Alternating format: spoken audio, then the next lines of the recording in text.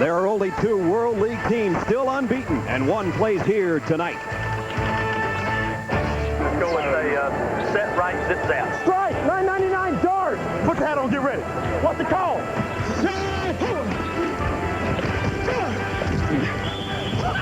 Good play, baby. Forget about it, touchdown.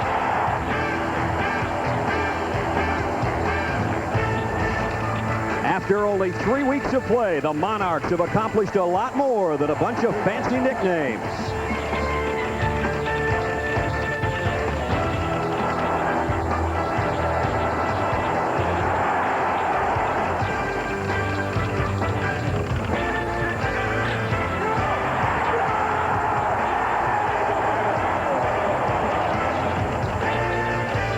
Tonight, the undefeated London Monarchs play their first game on American turf as USA Network presents the London Monarchs and the Birmingham Fire.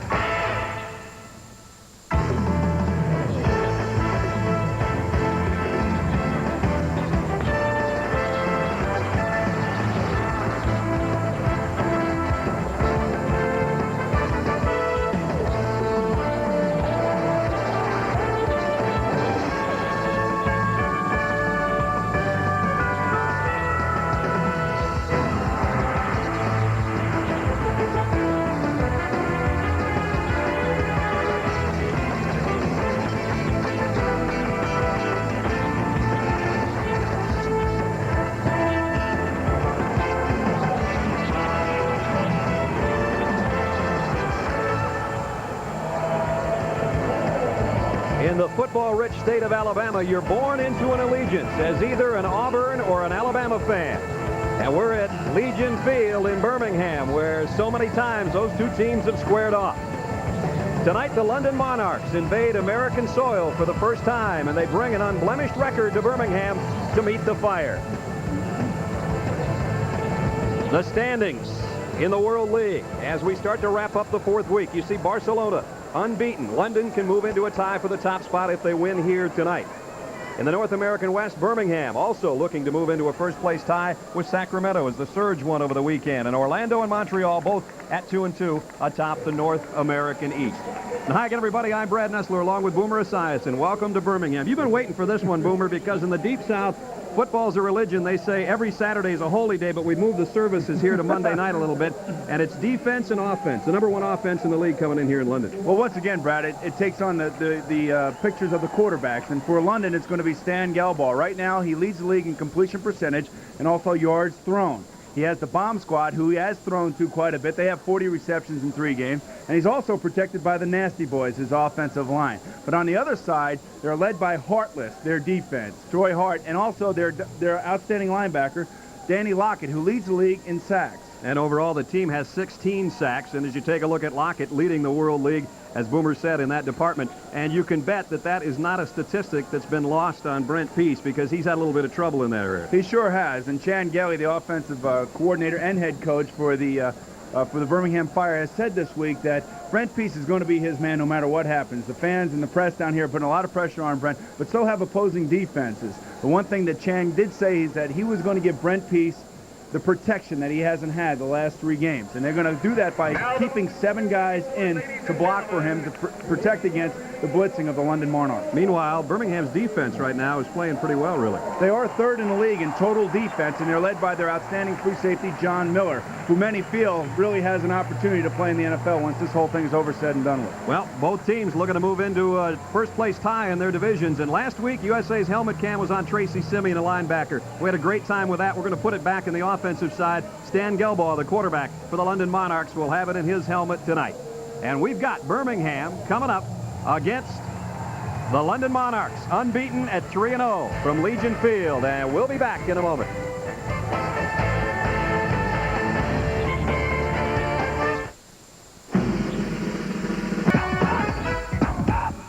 Isn't it pump up and air out? Isn't Sir John late for tea? Yes. I rather think he is. Rather. Jolly good cup of tea, Perkins. Now no one is safe from American football. KFC introduces the World League Challenge Sweepstakes. You could win $1 million instantly, or over 10 million other prizes, including delicious Kentucky Fried Chicken. So rush into your local KFC restaurant and play today. Good luck, dude!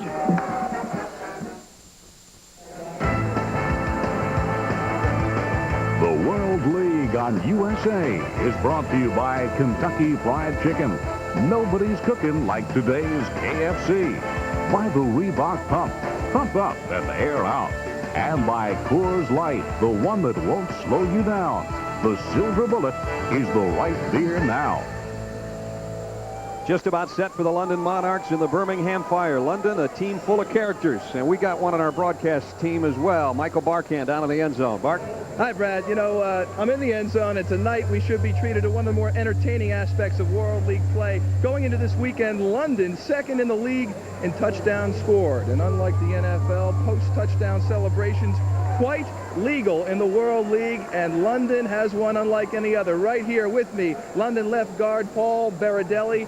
I call it the peel. What do you guys do after you score a TD? Well, last week we called it London Bridge is falling down. We all got in a circle. We battled our queen twice and hit a little funk, and then we're falling back like the bridge. Give me a little lamb thing.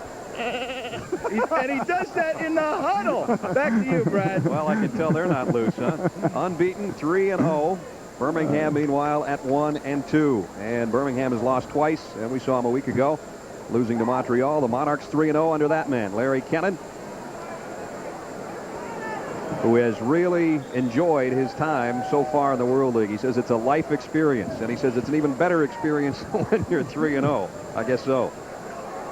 I don't know, Brett, if I want Baradelli blocking for me with that lamb sound, I'd rather hear a tiger coming out of there.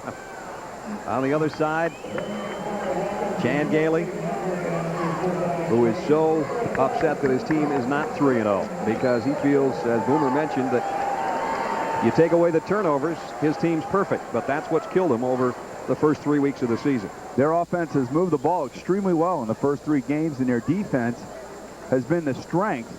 And they've really kept them in the ball game, but they just have not been able to hold on to that football. Bill Alexander will get things underway for us in Birmingham. And it's Ted Wilson from the 6-yard line. And Wilson scoops his way out near the 20. And that's where the Birmingham Fire offense, led by number 10, Brent Peace, set to come out as he gets the call from Chan Gailey. There's Brent. 6 interceptions on the season, only 1 touchdown. And some of the fans have been screaming for Eric Jones, the second quarterback. But Brent Peace is the man offensively with him. Here's the backfield and receivers. Joe Henderson, Steve Avery, Phil Ross, the tight end, Boyer, and Mobley, his 2 key wide receivers. The offensive front, Mullen, Tanks, Anderson, Iniguez, and Buddy King. And first down, the Fire from its own 20-yard line.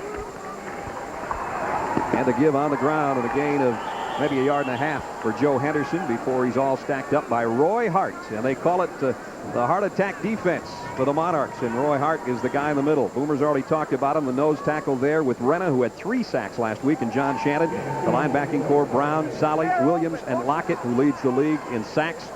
Smith, Irvin, Dodge, and Dan Crossman, who you'll see all over the field tonight, rounding out the secondary for the Monarchs. Second down, a long 8. Peace throws it out, and a little bit high, intended for Willie Boyer, incomplete. It'll be 3rd down and long. That's a good safe pass for Peace to start the game on you. He'd like to hit it, but the interesting thing there was that the Birmingham Fire kept their tight end in the block. And that's one of the things we talked about earlier in the game, was that they're going to give Peace a chance to sit in there, and they're going to block for him this week. I wondered how long you were going to say, give Peace a chance. There it is. It didn't take long, did it? No. Actually, I've been waiting to say that all week long. 3rd down and 8. Birmingham only 22% on the season on their 3rd down conversions. Here comes the pressure. Peace got it out there, incomplete, intended for Steve Avery. So it's 3 and out for Birmingham. Coverage, Ken Solly, the inside linebacker. It was a nice throw by Brent that time. Avery needs to hold on to that ball. I know Brent wanted to get off to a much better start than what has happened so far, but you got to give him a chance, because you got to remember, this is a very intricate offense. They run the same offense that the Denver Broncos run, and they haven't had much time to get used to it. Kirk Maggio kicked so well last week in Montreal. Boots this one away to Dana Brinson, who takes it on the fly at the 43. And got up to about the 49. Got popped there, and the ball came loose. And the Monarchs apparently have kept the football. And with that, out comes Stan Gelbaugh, who comes in as the leading passer, completion percentage-wise, 60%, 829 yards. And he'll be wearing the USA helmet cam tonight. There's Stan Gelbaugh and his numbers so far in the season. Joining him on the rest of the offense, as you take a look at them, we'll tell you who they are. Let's go. Flex right, firm screen left on one. Ready? Davis, the tight end, a 3-wide-out set of Horton, Brinson, and Riley to start things off. Adams, Veridelli, Marone, Jones, and Gabbard are the front wall. And from the midfield stripe, first down, London. Gelbaugh goes short, screen pass set up, and out to the 42-yard line is Judd Garrett, who came in leading the league in receptions. That is his 19th of the year. Fire defense, Otis Moore, Darrell Phillips, Pella McDaniels. The linebacking core is a solid one with McGowan and Brantley inside and Heish and Oliver outside. And as you take a look at the secondary, Sanders, Holland, Miller, and Hunter. Second down and short. And the London Monarchs, again, with a 4-wide-out group. And they go to the ground game. And close to a first down will be Jeff Alexander. London's going to their speed offense, what we call a no-huddle offense.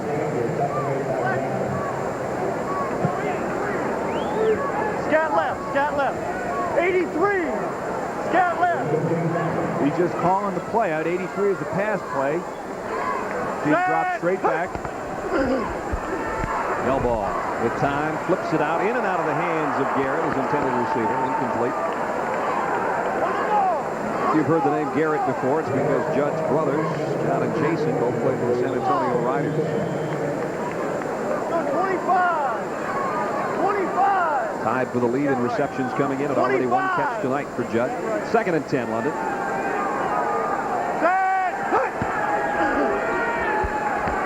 Gelbaugh over the middle this time, complete with a short pickup of about 3 yards to Andre Riley. The nice thing that Stan has done so far this season, he's taken his underneath receivers. He's been real patient. One thing that he has over a lot of quarterbacks in this league is that he does have NFL experience, 2.5 years to be exact. He was with the Buffalo Bills for 2 years and spent a training camp with us in Cincinnati last year. Third down and 6 for the Monarchs as Gelbaugh has got it out in the flat, and Garrett's got the first down at the 25-yard line. After talking to Stan last night, he had said that one thing that he is really enjoying in this league is that there is no pressure, that they're having a lot of fun. And go 20. Tackle made by 20. 20. You can hear him yelling 20. That's just the play that he's calling. He's telling everybody exactly what the play is. Little quick draw, and Alexander picks up 2 or 3. Otis Moore in on the stop defensively, number 71. As I said, this is their speed offense, what they call the no-huddle. Speed, Jeff. Jeff, Smitty's in. Go ahead. Stands out there directing traffic, telling who's in and who's out. Smitty's in, meaning David Smith, as Jeff Alexander comes out, and David Smith, the big fella, number 32, checks in. 7th play of the drive already, Bowman. Scat right. Should be a little drop-back pass as well. On 2nd and 8, here comes a blitz on Gelbaugh. Picked up nicely, and he goes in and out of the hands of his intended receiver at the 10-yard line, and that's John Horton, who really got sandwiched back there in the secondary. Steve Heish was back there. Arthur Hunter came up from his safety spot, number 24. Stan does a nice job here throwing the ball. The receiver comes back. He's got to make that catch right there. There's got to be a deli somewhere in London where they got a Horton sandwich, because look at this baby. 3 guys there in a hurry. Stan's been on the money early. Boy. Takes 3 shots, doesn't hold on, and it's 3rd and long for the Monarchs. 3 receivers there to the bottom of your screen. Gelbaugh over the middle. Completes it again to Garrett, and a second effort got him a first down. Garrett reminds me a lot of Todd Christensen, the way he used to play for the Rays. Just finds those little holes and sits down in there. He's a real smart player. One thing we said about the Garrett brothers from San Antonio is that they might not be the most gifted of athletes, but they are really intelligent. They know how to get into the holes and find the opening. Judge's 3rd catch already of the night as McGowan let him have it in the back, and on first down, nothing doing on the ground for David Smith. Brantley is there defensively along with Maurice Oliver. Maybe a pickup of yards. Second down and 9 for Galbaugh as we listen in. 12. Quick scat left. Quick scat left, 12. This is going to be a drop back pass. Second down and 9. 3 wideouts and Garrett in a slot left, and he fires it out wide open. Andre Riley, and he does his thing down near the 6-yard line.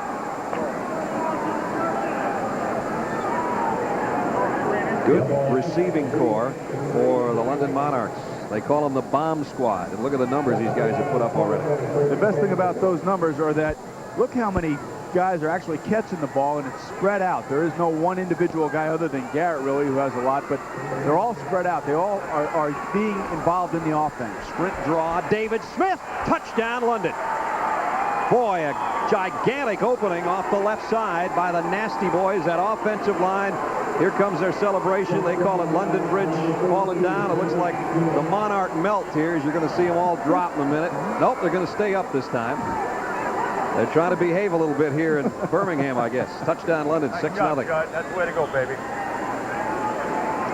It's a nice series for the London offense. Stan Galbaugh showed a lot of poise, and that's the one thing that London has going for them, is they have an experienced quarterback who has been through the ropes in the NFL, and he's showing that on the field here. Philip Alexander, point after, right through the middle.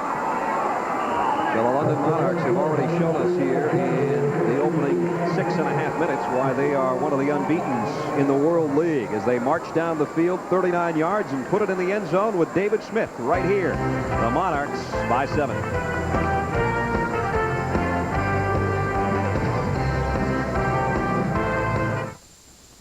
How we're doing. The Monarch fans at Legion Field happy with its team's opening offensive series. 50 yards in 11 plays. Almost 5 minutes off the clock, and they cap it with David Smith's touchdown run. It is 7-0 London. You think they took the 25-hour trip that the team took, Brad? We'll get into that a little bit later. That's right.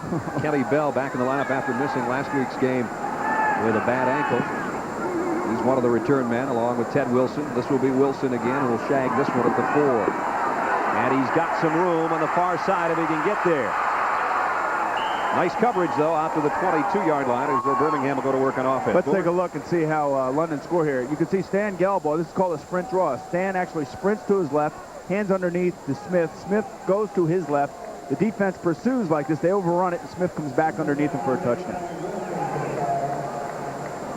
And here you go. You can see the pursuit of the defense. They overrun the play. Smith got his eyes open, cuts in behind it.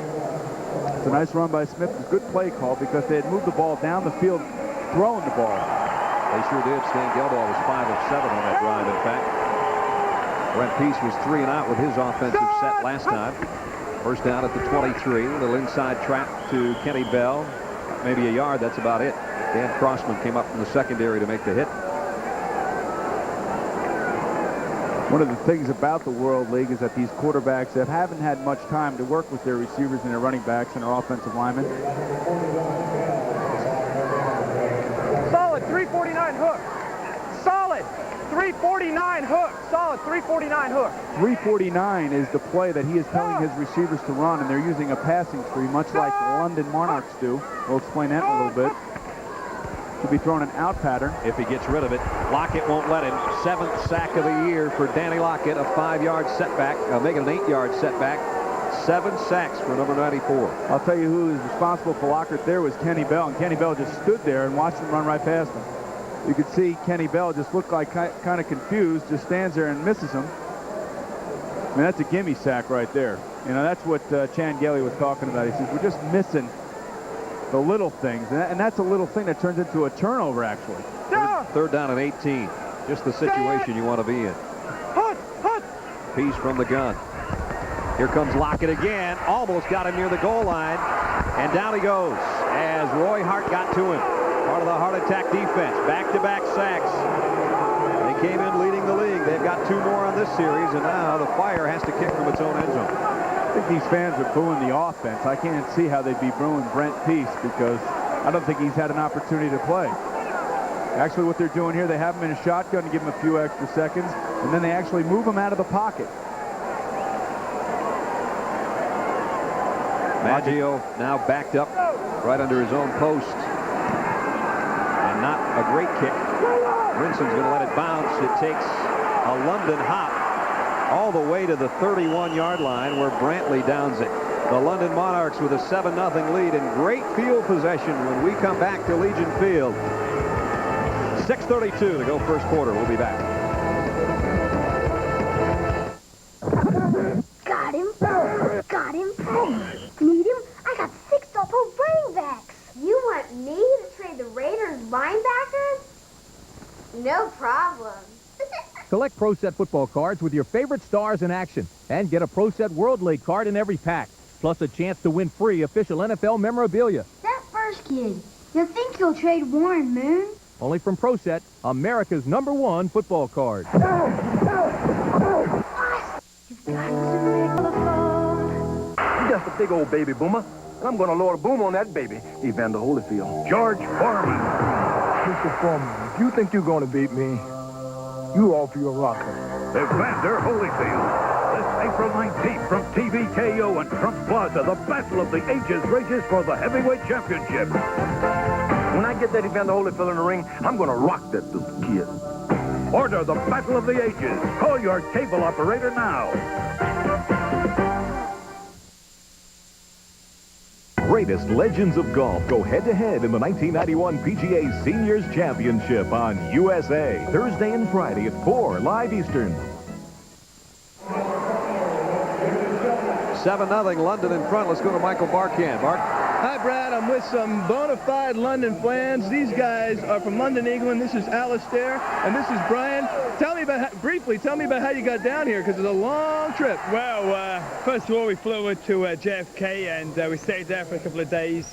And then we drove down, had a car, and drove all the way down last night and today. It took us about 18 hours, but it's been well worth it. You know, the reception we've had, especially from the southern people, have been really hospitable. Should say, I've had a couple of beers. Brian, what are your thoughts on the football in London? The football is good. It's a good game for all the family, and we can all go because we're winning, and that's what matters. All right, but they got it intercepted. Back to you, Brad. All right, they're winning, but John Miller just picked off a pass, and now we have flags all over the field as we had a fight going on at about the 30-yard line. This is a ricochet job, Boomer. He actually has Riley wide open over the middle. Throws it behind him a little bit. Miller makes a nice catch. We talked about earlier in the telecast about how good Miller is, and a lot of people feel he has NFL potential. John Miller right there, number 44, played at Michigan State. Somebody said to Bo Schembechler, they said, hey, the guy is slow. He can't play in the NFL. Bo says, I'll tell you something. He played Michigan twice. He had 5 interceptions, and he knocked us out of the Rose Bowl. The kid can play. There he is, John Miller, who has just turned it over. 67 of London suspended for 2 plays. And we got a double suspension again with the fighting rule in the World League. If the penalty markers go down and you have the offsetting penalties, it is an ejection for a couple of plays, and then you're allowed to come back in. Most of those guys may not have been in for this play anyway, or the next couple of plays. 6:23 to go first quarter in Birmingham. Brad Nessler, Boomer Esiason, Michael Barkan. Nice to have you along with us on USA on this Monday evening. It's a gorgeous night for football, and made much better by John Miller now for the Birmingham fans as their offense back on the field just inside its own 25-yard line. Coach Gailey said that he was going to try to protect Peace tonight, and one of the things that he has done, he actually put him in the shotgun. He's moved him out of the pocket. He's made the drops short, try to get rid of the ball quickly so he doesn't take any hits. Unfortunately, somebody has to block Lockett. Twice he's been in the backfield now. 2 of ours and 1 of theirs. 3:33 over. First down, Birmingham at its own 25. Peace sets tall in the saddle and goes over the middle, incomplete. See what Chan Cayley's got to say. Fair trade, tight trade. Okay, let's go with 12 personnel. 12? Doubles right. Doubles right. Doubles right. Okay, let's go with bingo. Right. Bingo. Bingo! 4:35 out. Bingo! 4:35 out. The call with 2nd and 10 to go for Birmingham. Peace comes back across the middle. Incomplete. Willie Boyer had a hand on it. He was wide open out there. Irvin Smith covering for London. He's now 0 for 4, and he's been sacked twice. He's been on the money twice, though. There's no question he's been harassed. Here comes Boyer. You can see there's nobody within camera shot at least, but that one's too far in front. He was off the mark there. There's no question about that. Brings up 3rd and 10. Now the Monarchs can pin their ears back a little bit if they choose to do so. They come with 2 backers. The pass complete to the tight end, but short of the first down. Phil Ross got out to the 31, where it'd still be 4th down and 4. Ricky Royal, number 28, the nickelback, made the stop. London did a smart defensive play here. They only rushed 4 guys, dropping 7 off into the secondary. Knowing that they had 10 yards to go, they covered the underneath zones, let the guy catch the ball. He's not going to get 10 yards. Good short tackle. First completion for Brent, but he's on the sideline anyway as his punter set to kick it away to Dana Brinson. Just got the kick away. Might have been partially blocked, in fact. Brinson takes it on the hop at the 23 and goes down at the 24. So Birmingham again does nothing offensively. It is 7-0 London. We'll be back in a moment.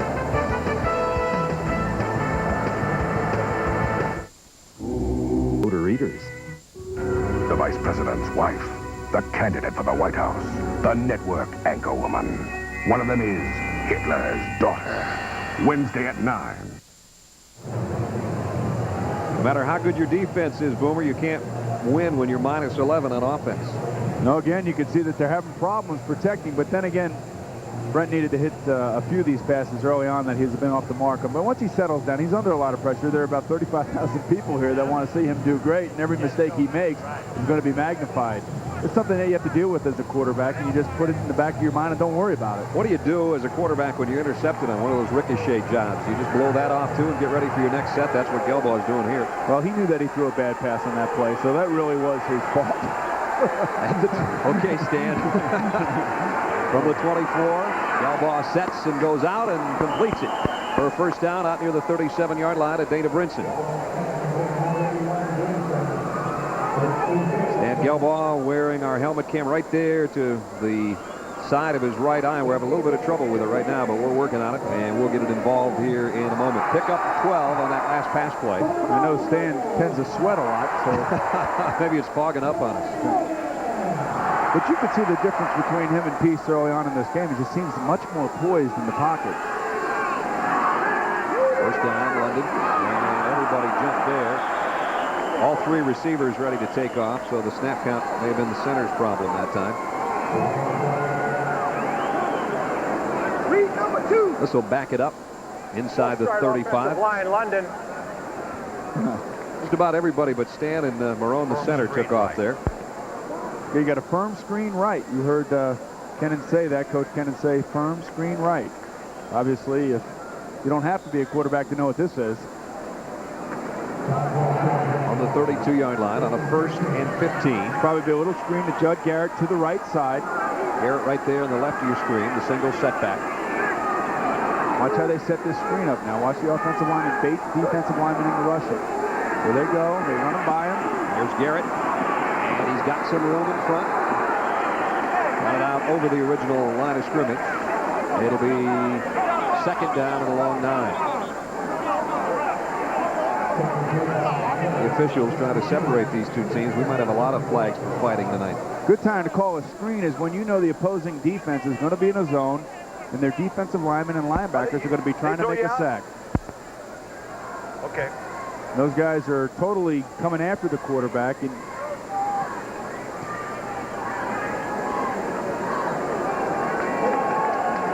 somebody let Garrett have it in the face mask twice.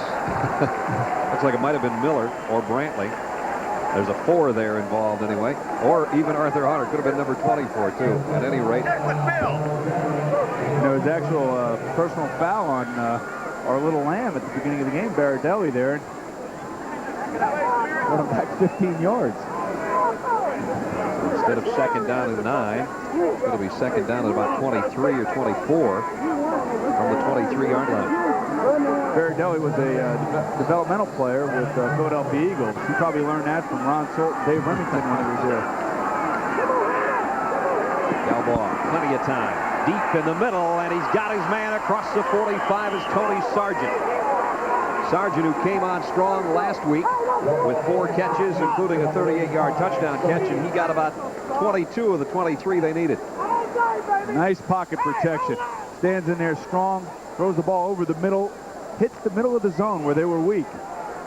You give a quarterback that much time, he's going to complete the pass. Jeff Alexander, the single setback, but Gelbaugh with flags down, trying to pick up the 1 yard. That could be a legal motion on the offense there. He didn't give a real good chance to get set on the offensive line. Could be encroachment on the defenses as well. That's what it looks like it is. Delay game on the Blues. 12 men on the field for Birmingham. Well, that was 2 guesses. Tried to stop that. That results in a first down. Tried to stop that 3rd and 1 and instead gave a free 5 to the Monarchs. Larry Kennan, the past 2 years, the offensive coordinator for the Indianapolis Colts, with the Broncos, and the quarterback coach for the Raiders when they beat the Redskins in Super Bowl 18. And that's exactly when he met Stan Gelbaugh. He actually came to the University of Maryland to work Stan out. And that's how he knew how good Stan Gelbaugh could be for his team. Stan's been pretty good tonight. 1 interception. Other than that, everything's gone well. And they threw another one there. That one high, intended for John Horton. The way Stan Gelbaugh became quarterback of London was an interesting story. He actually got a call from Jim Haslett, an ex-linebacker for the Buffalo Bills, who is now with the Sacramento Surge, and said, "Hey, how would you like to go come to work?" And he said, "Sure, I'd love to work." He was selling copiers in Washington, D.C. at the time. And so he went into the draft, the enhancement draft, and Sacramento decided not to pick him. They actually took a linebacker with the 1st pick. And London kind of knew who he was, and London picked him with the 8th pick in the enhancement draft. Well, what a pick it was, huh? Garrett gets it up to the line of scrimmage. That's about it. Some heavy pressure on Gelbaugh that time. So Stan actually went from selling Savin copiers in Washington, D.C. to living in a flat in London, all in about 2 weeks. In demand. Peace went first. Kevin Sweeney, who we saw in Montreal last week, and Mike Perez for the Galaxy. Gelbaugh, as Boomer said, the 8th pick in the 1st round of the supplemental.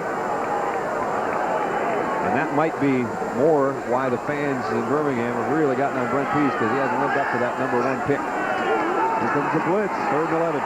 Gelbaugh over the middle, and he overshot his tight end Pat Davis. Covering was Tracy Sanders. Back-to-back plays by Sanders. Good defensive series for Birmingham. They needed by McDaniels that time. They needed a series like that to get this game turned around a little bit. Oh boy. I'm going to need a new set of headphones when he sees that sign. I love it. Almost feel your head swelling over here. Greg Horn into punt. That's James Henry back deep. Horn had a couple blocked last week. Plenty of time here, and not a good kick off the side of his foot. And out of bounds it goes. It's going to be inside the 25. That's about all you can say for that kick. Not a good one. A little story about Greg Horn. He was on our team in 1987, and an exact punt like that got him cut from Cincinnati. Got it only to the 29. Birmingham will have it when we come back.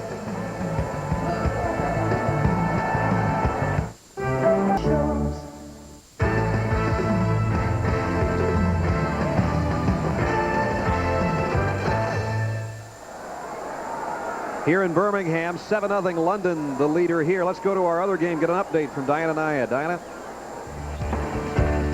Brad, deep in his own territory, Raleigh Durham's Troy Font punts, but cornerback Gary Richard dives to tip the ball through the end zone. The safety puts San Antonio ahead 2-zip halfway into the 1st quarter. Let's go back to Brad Nessler. Birmingham here, working from its own 29-yard line. And on 1st down, Kenny Bell, a big hole up the middle, and got it out to the 35. That's the best play of the night, I would say, for the Birmingham Fire. Pick up a 6, it'll be 2nd and 4. And we got to put something together here if we're Birmingham.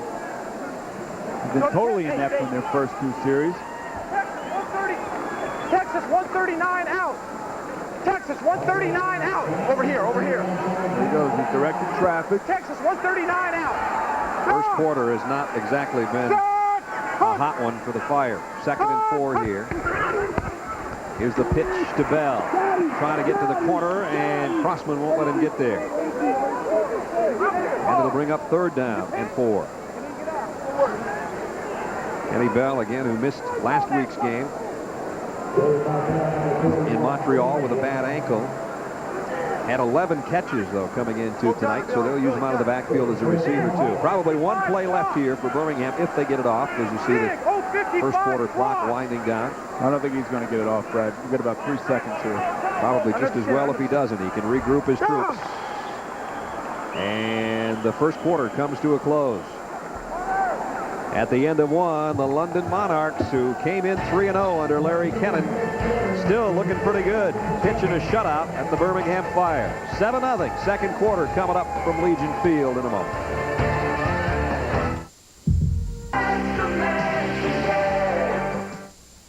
Performance shoe in the world, the Reebok Pump. Pump up and air out.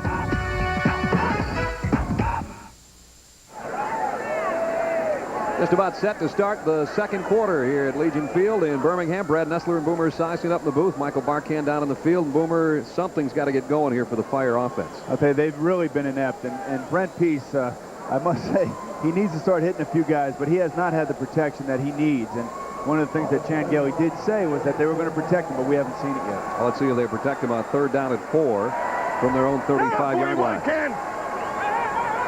Watch across the waggle. Got Avery and Bell in the backfield. The play fake and the pass out to Avery. Second effort is going to put him close to a first down. Avery is pretty excited about that, and he should be. Okay, Marlon Brown laid the wood to Brent Peace on that play. Good job by Brent, showing the poise. Stood in the face of the fire. That Monarch rush can be a little nasty to a quarterback. Marlon come unblocked. He hangs right in there. Just to make sure that he knew that he was back there. But Avery got the first down, so Peace paid the price, but his team got the first down, and is that their first down of the night? It is. Initial first down came one play into the first quarter. Watch how Brown comes unblocked. And that's what you call getting driven into the turf. They call him Space Dog. Marlon Brown out of Memphis State. 2nd down and 8. The Fire trailing by a touchdown here early second quarter on their home field. Stacy Mobley in motion. Look out. Got rid of it. Diving attempt by Mark Hopkins to try to make the catch, but Lockett and Brown were coming in a hurry again on Brent Peace. That's the second time that they faked the misdirection to the left. He came back, and Brown is untouched. And actually, Brown is supposed to be suckered by that play. Go with a wing right slot. Jet 079 flat. Jet 079 flat. Jet 079 flat. Here you go. You hear the numbers 079. Those are the numbers that go to the corresponding passing tree. And after this play, we can show what the corresponding passing tree is. Both teams use the passing tree. Brent Peace talking a little bit to the Monarch defense. And he's going to look at it again with a 3rd and 8 when we come back. A company can learn a lot in 101 is available at these fine stores. Welcome back to Birmingham. What you see on your screen now is the basic passing tree that both of these teams use in their offensive playbook, with the odd numbers if you are a right receiver breaking out and the even numbers breaking in. And then if we can go to the next graphic, you can see how these numbers correspond to what is being called on the line of scrimmage. You can see a 3, a 6, and a 9. You see 369. They call to the open receiver, the single receiver side, back to the right. If it was flipped over, it would be the other way. And this is the passing tree. And both of these teams use this basic offensive philosophy in their passing offense. Let's see if Brent Peace can find a branch of that tree on 3rd down and 8.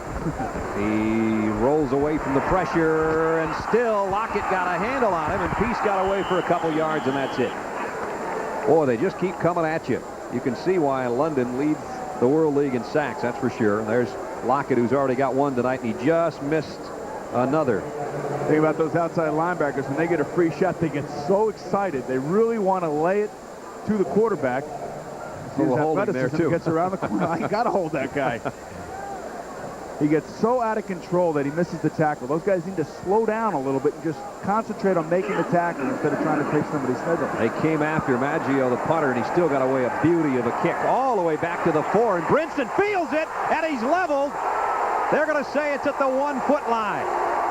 Junior Jackson on the punt team just earholed Dana Brinson. Let's face it. What a kick and what coverage. 53-yard punt. And Jackson did the rest on the other end. The first rule of thumb when you are a punt returner, if that ball is going to land inside the 10-yard line, you let it go. Dana did not do that, and he paid the price. The Monarchs lucky that wasn't a safety. They put it down inside the 1-yard line. You're told, I know this from watching special teams practice. Our special teams coach, Mark Braden, tells our punt returners, if you're inside that 10-yard line and that ball is going to hit down, you let it go. You use your reference point at the 10-yard line. That's where you want to receive it. 10 and above. Anything behind that, you just let it go, and hopefully it will run into the end zone. If it takes a crazy hop, it's not your fault. If you call fair catch and it's down inside the 1. But you want to leave your team at the 1, as Brinson just did. Whistles stop this play. Smith gets out to the 3-yard line. Looks like a delay of game.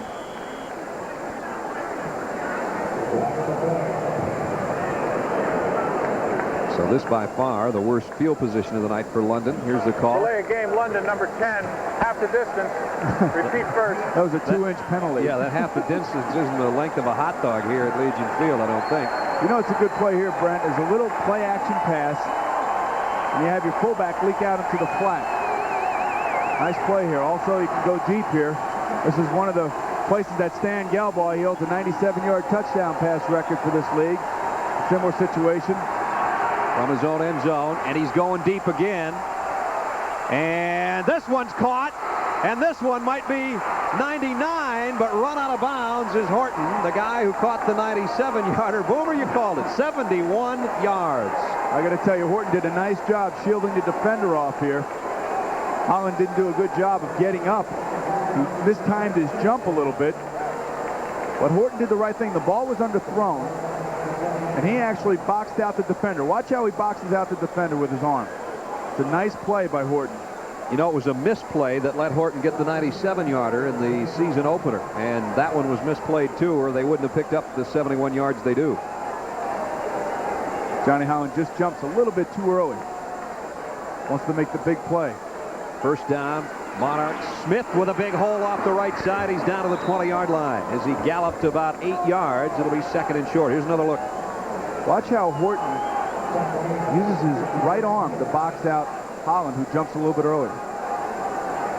Nice play by Horton. Tell you what, you talked those two into that play, Boomer.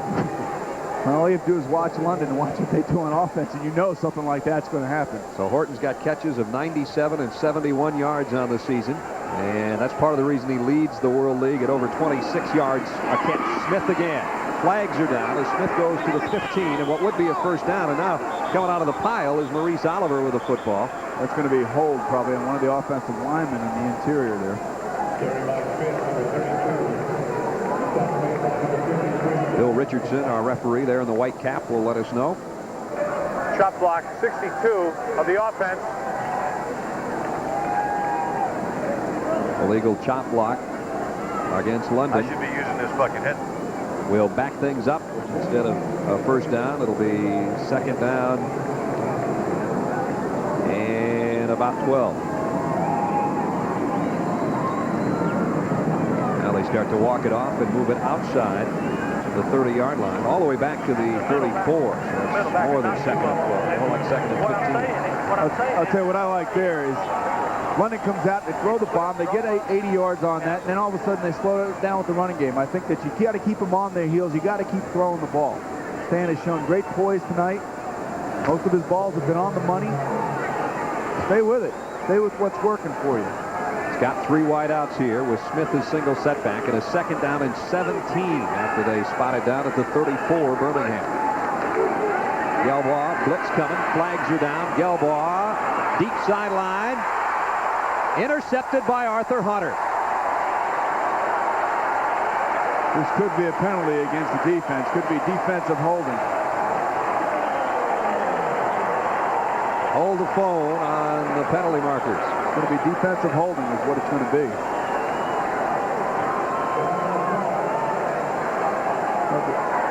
Number 59 of the defense was lined up offside in the neutral zone. 5 yards. They'll call the offside on Maurice Oliver, the outside linebacker.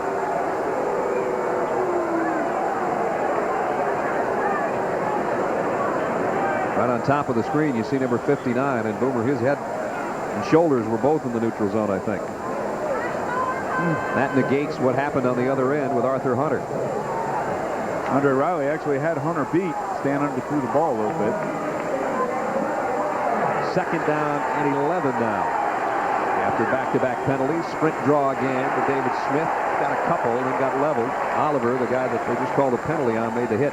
What's happening, probably one of the reasons you're seeing London run the ball a little bit more, is that Birmingham has gone to their nickel defense. Shan Gailey, the head coach of the Fire, on the left. We're going to run dig 044 and 055, okay? And they're actually talking offense is what they're talking right there. With him. You're going to block it just like that. He's going to run up the field. We're going to pitch it. Same play you're talking about.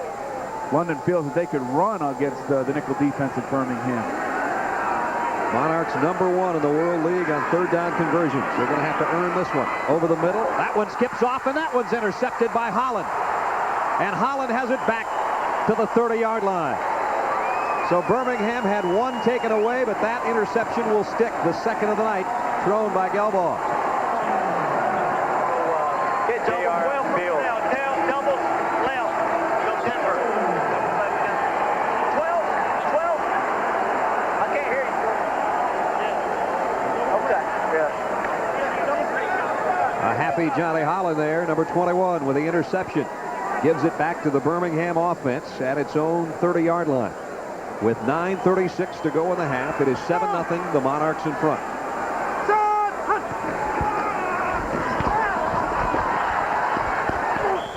Joe Henderson got 3. Mike Renna in on the tackle along with Roy Hart. Going back to the interception, Stan threw that ball a little bit high. Doubles left. Gun 044. Dig 044. Dig, not from gun. Dig 044. Stan threw the ball a little bit high. It's tough for him to catch coming across the middle like that. Got to keep that ball down in his gut when he's running across the middle. 044 dig. And try to hit a guy over the middle. Probably the tight end over the middle, about 12 yards deep. On 2nd and 7 from the 33. A little shovel inside, and that one taken away by Shannon, the defensive end, as Joe Henderson made the catch, and Shannon was right there to meet him. 21. Third down 9. Cheat up, Steve. Cheat up in your alignment. Okay, go split left. Rhonda 269 Finn. Look in a hurry now. Rhonda 269 Finn. Rhonda 269 Finn. That's not a prom date they just called. No, that's going back to the passing tree. He's going to try to throw probably a quick slant here, I believe. Third down and 8 from the 32.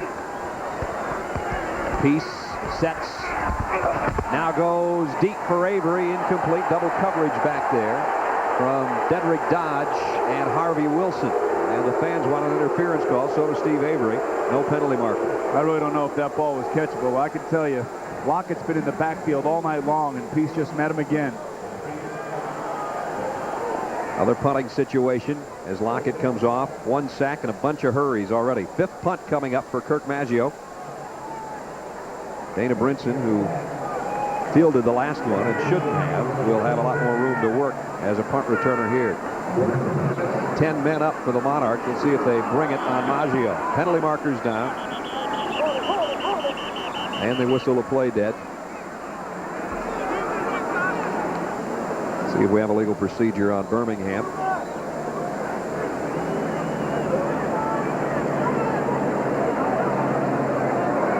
Full start on the offense, number 87. Still 4th down. So we'll do it again. Chan Gailey said that foul was against number 24. Chan Gailey said that he has simplified everything this week.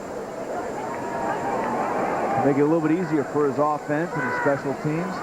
Mark Hopkins, the tight end on the special teams, kind of shook his head as if to say, hey, the penalty wasn't on me. And Maggio in all kinds of trouble, and down he goes to the 15-yard line. The London Monarchs had 10 men up both times, and that time James Singletary swarmed all over the Fire punter. And now Birmingham's defense will be backed up at its own 16-yard line. That's going to be an ugly sight if you're a punter to see 10 guys come at you and 8 of those guys come unblocked. What do you do with the ball? You're fair game. Singletary, who blocked the punt, holding his left knee on the sideline. I mean, there is nobody blocking. I mean, this is like somebody forget about it. The punter's over there talking to the special teams coach. Say, hey, coach, come on. Gelbaugh in trouble himself and threw it into one of his linemen's chests. Penalty markers down. We're going to call that intentional grounding. They've got it. There's 3 flags on it. Steve Heisch and Pella McDaniels came with the heat on Gelbaugh. If Stan could have thrown it out into the flat, it would have had a little bit of a legitimate chance, but he threw it at, I think he threw it at Baradelli. His whole line out there, and he hit one of them with it. Here's another look. This is just a little fake the play action and roll out. Hit an ineligible receiver. Lost it down. Trying to get rid of it. And there's been a lot of linebackers coming unblocked. I'll tell you what. So instead of grounding, Heisch is the guy with the pressure. That pass actually did hit an ineligible receiver, as we told you, so that's the call. Lost it down. Steve Heisch looks like a linebacker. Wait a minute, they're walking the penalty off the wrong way here, if you ask me. Didn't they just move it down into Fire territory, or they haven't moved it at all? I don't understand if they didn't even mark the penalty off. They certainly didn't, and the snap comes, and a screen pass to Garrett. Garrett inside the 10-yard line before he's run down by John Brantley. Diana Nyad's at our studios in New York with another update on the San Antonio-Raleigh game. Brad, on his first run of the night, Raleigh-Durham's Bren Lowry fumbles in his own end zone. Defensive end David Bailey, number 93, recovers for the score, and it's all San Antonio defense so far. They lead 9-0 going into the second quarter. Let's go back to Brad Nessler. Anna, thank you. Well, they don't need the Ryder offense. They got 9 of their own. I still don't understand that penalty call, Boomer. They didn't walk any yardage off. We must have missed something. I don't understand it either. Alexander heads to the sideline. Give credit to Birmingham's defense, though. They're really short up here. Going to force London into a field goal attempt. I mean, I think if you're Changel, you're happy with your defense. I mean, they've been on the field an awful long time tonight. They got to be tired. Oliver, number 59, has been all over the place, including in the neutral zone last series. To dig and check the Western Denver versus Philip Alexander will attempt a 27-yard field goal. Greg Horn, the punter, will hold. Kick is up and good. So the Monarchs go out further in front. 6 minutes, 7 seconds to go first half at Legion Field. The Monarchs lead 10-0. Before leaving home, 50% of all travelers get butterflies. 2 out of 3 leave someone they love behind. A liter of Pepsi for just 99 cents. Seduced and betrayed them. Now they're getting even. Jack Scalia, Catherine Oxenberg, Ring of Scorpio, April 24th and 25th at 9. That's the Vulcan statue there in the background, made in Italy. First appeared at the World's Fair in St. Louis in 1904. It represents the iron ore found in Red Mountain, where the statue sits. That yellow light in honor of the troops who have returned home from the Gulf and the ones that are still remaining. And here at Legion Field in Birmingham, the London Monarchs in front of the Birmingham Fire, 10-0 with 6:07 to go first half. And Alexander's got it teed up, set to kick away to Ted Wilson and Kenny Bell. This time it'll be Kenny Bell from the 2-yard line. Bell across the 20 and out to the 29-yard line. Let's take a look right now at the World League Silver Bullet receiving leaders through the third week of action. B.K. Williams, has he been hot or what? 18 catches and 5 touchdowns. Judd Garrett, who had 18 coming in, he's got a handful of catches already tonight. Sean Doctor of Raleigh-Durham with 15 grabs. That's the Coors Silver Bullet receiving leaders, and an award of $2,500 each to the leading quarterback and receiver will come from Coors to the Literacy Foundation in the player's hometown at the end of the season. So those are the guys on the top spot in our Coors Light receiving list. We got an injured player down. This is an awesome hit collision between Junior Jackson and Ricky Royal, I believe. Ricky Royal's the guy down. Here comes Ricky. Oh, and Junior Jackson says hello. And has Jackson popped a couple of people tonight or what? He's also the guy that hit Brinson on the ill-advised punt return back at the 1-yard line.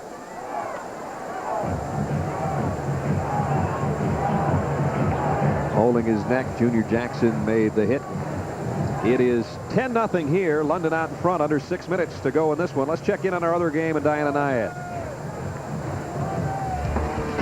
Brad, the San Antonio Riders are riding high in the first half. Lefty quarterback Mike Johnson looks downfield and finds Bill Hess for 35 yards. Hess ducks across the line. San Antonio goes up 16-zip. Let's go back to Brad Nessler.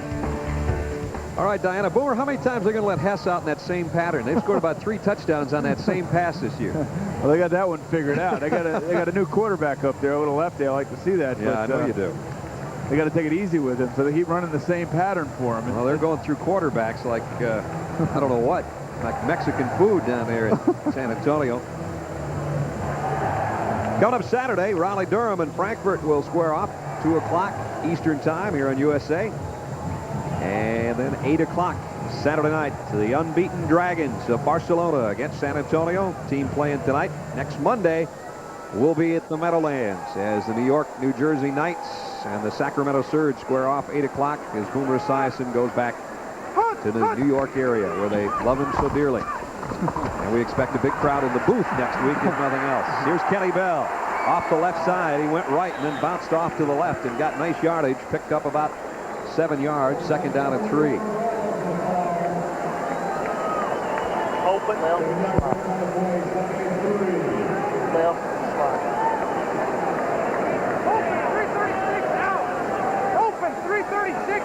Okay, you hear 3:36 out.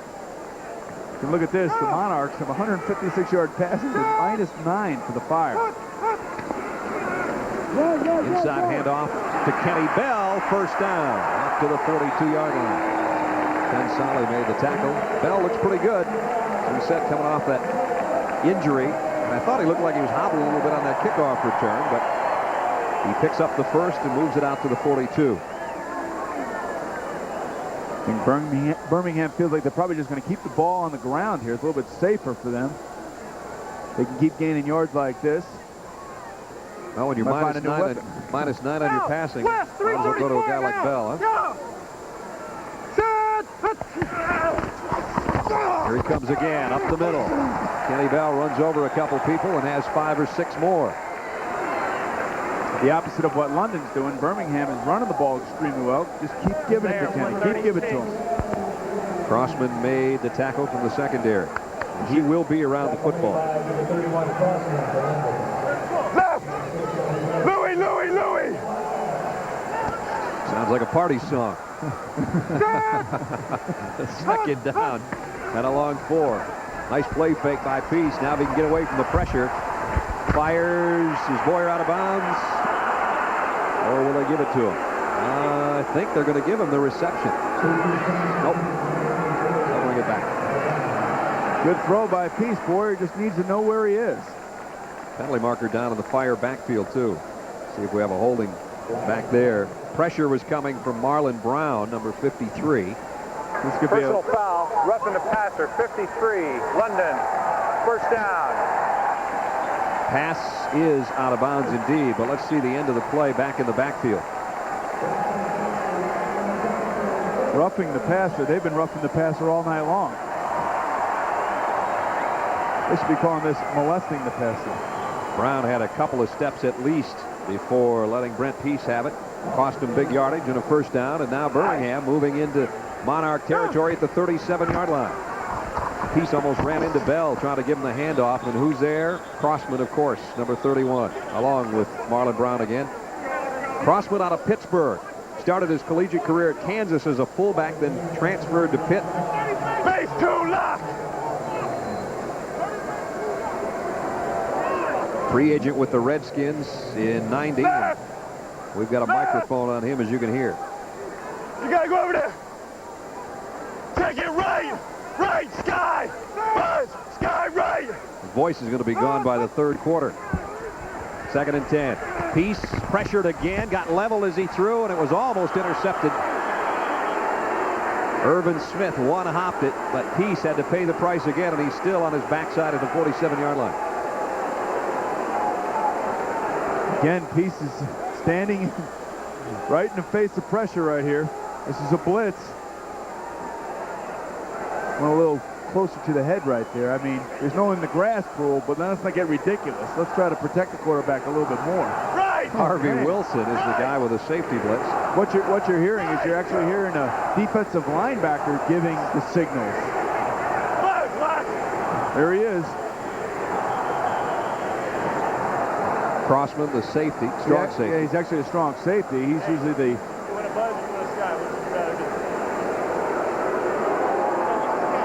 You can hear him talking, saying, "Do you want to buzz or do you want to sky?" He's asking, "Do you want to buzz out into the flat or do you want to drop back into the hook zone?" That's buzz and sky. Delay a game penalty on Birmingham, backs it up to the 43. Here's your defensive form of the no huddle right here. Cloud! Birmingham only 1 of 6 on their 3rd down conversions. They've got 3rd and a bunch here. 3rd down at 15.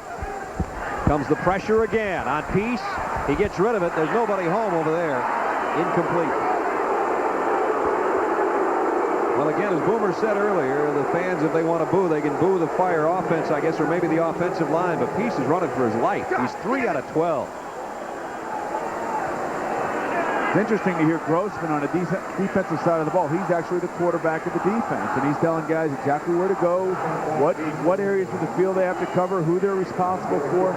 That's a guy who really knows his defense. He's got to be able to tell everybody else on the field what they have to do. Let's see if Brinson learned his lesson on his last punt return. He's back at about the 10-yard line. High, lazy kick, fair catch called for. He won't even touch this one, right, Boomer? And it makes the end zone, which the other one would have too. 42-yard kick and no return.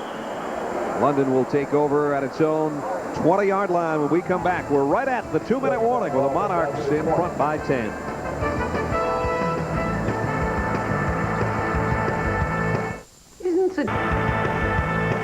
Isn't Sir John late for tea? Yes. I rather think he is. Rather. Jolly good cup of tea, Perkins. Now no one is safe from American football. KFC introduces the World League Challenge Sweepstakes. You could win $1 million instantly or over 10 million other prizes, including delicious Kentucky Fried Chicken. So rush into your local KFC restaurant and play today. Good luck, dude! No one can guarantee you a perfect world.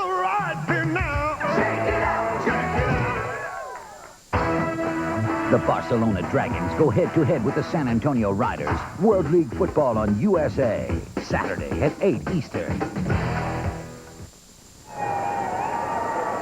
And those 3 gentlemen are not building a cage for Michael Barkan, but you see the construction at Legion Field, which will be done by mid-August. Coming up in a couple of minutes, Diana Nyad with our Reebok halftime report. American football in London, an interesting feature we've got for you. And most of the highlights will be defensively from London and a little bit of offense that has helped them to a 10-point lead. And they've got the football back at their own 20-yard line. Stan's audibling here. He's a defense, and he's going to audible to a play that he feels is going to be a little bit better suited. Little draw play to the big guy, David Smith. And you can see Birmingham has their nickel defense in. When we say nickel, they have 4 defensive linemen. They bring in an extra defensive back. Sometimes teams will bring in 6 defensive backs. And in the NFL, they'll bring in 7 at times.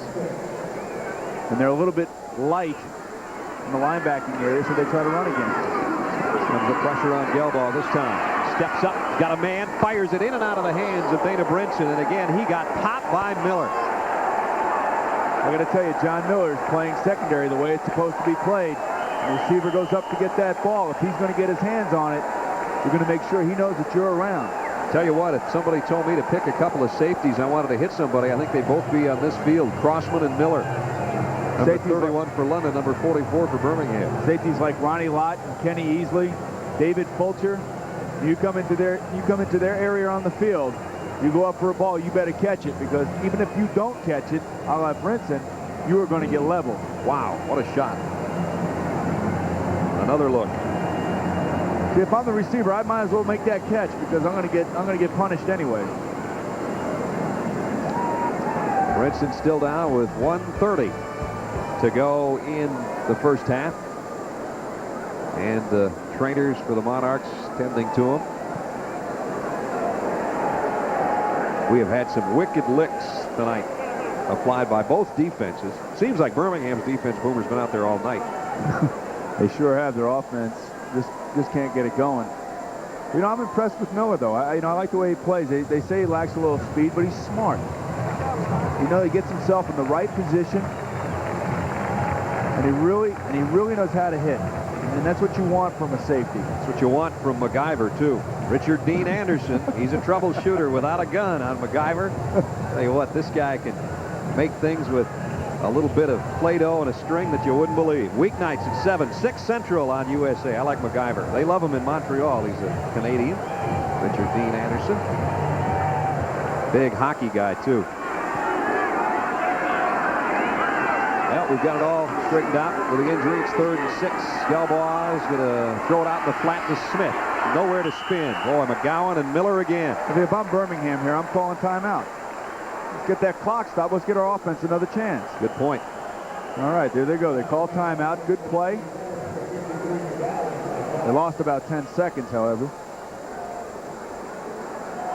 Good series for the Birmingham defense there.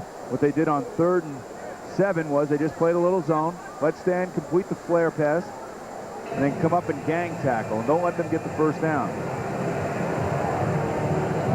1:15 remaining for Chan Gailey's offense for the Birmingham Fire. We'll see it in a moment. Here, Joe. Careful, Mom.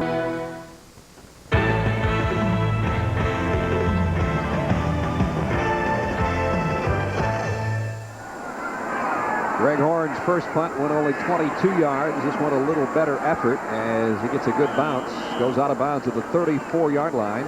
Make it the 33 as they finally settle in. That's where the Fire offense goes back to work, trying to change the 10-0 score you see with 1:10 to go in the first half. Brent Peace, the passing game for the Fire has been in the negative ledger for most of the night. Their running game picked up a little steam the last time they had the ball, but they're pretty much going to have to put it up here, Boomer, with 1:10 to go. Without question, they're going to have to get something going. He's in the shotgun. Fire has only one timeout left, too, keep in mind. Peace from the shotgun. Has some time this time. Over the middle to Kenny Bell. Bell with a first down out to the 44-yard line. Got to keep moving here now. You're under a minute. Pickup of 11. Here's where you use your no huddle and your 2-minute drill. In this case, the 63-second drill is what Chan Gailey's team has left. Actually, the same rules as in college. If you complete a first down, they're going to stop the clock until they move the chains. Again, Peace with time. In and out of Bell's hands that time. Got to make that catch. You can listen. Okay. Man, 595 flash. 595 flash. You'll see deep outs on the outside, and your tight end will go up the middle deep. Lynn, 595 flash. Let's listen to what Dan Crossman has to say. Tight end is Hopkins. Bringing 7 guys. Here comes Lockett with some pressure. Peace throws the out. And it's a one-hop job at the 42-yard line to Boyer. He actually released it earlier than when he wanted to throw it. Penalty marker down again, Boomer. This time we might have a holding call. We will have a holding call here. Take him back. Man. 45 seconds now left in the half.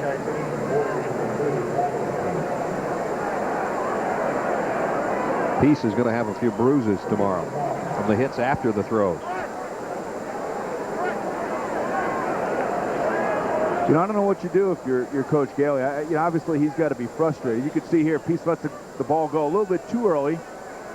And he still takes a shot. I mean, these guys are really... It's like child abuse back there, actually, is what that's like. I mean, they're actually abusing him. Carnell Smith had that hit on Peace. Peace over the middle. Bell now. Flags are down again.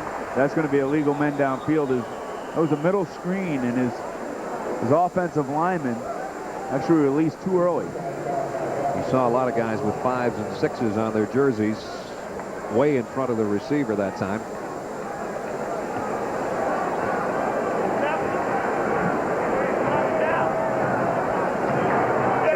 downfield on the offense. Number 50, number 52 lost it down.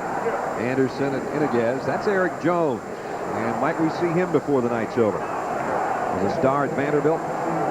There's the numbers he put up at Vandy. I don't know if he wants to go out there right now, to tell you the truth. He said this week, after all the media hype and talk about maybe Brent Peace, that maybe Chan should pull Brent Peace and give Jones a chance. He said, well, you know, I'm the backup now, and I'll be ready if he gives me a shot. He wasn't going to make any waves. And Boomer said maybe he doesn't want any part of the Monarchs defense. 3rd down at 20. Watch the screen, Birch. Crossman telling him, watch the screen. They'll keep it on the ground to Avery. And if he doesn't pick up about 30 yards, you're going to hear the Boo Birds. You can hear the hitting in there. Crossman's always throwing his head in there. I like London, what they're doing here. London's calling timeout. I know that they've had success rushing the punter of Birmingham. London wants more points. I like it.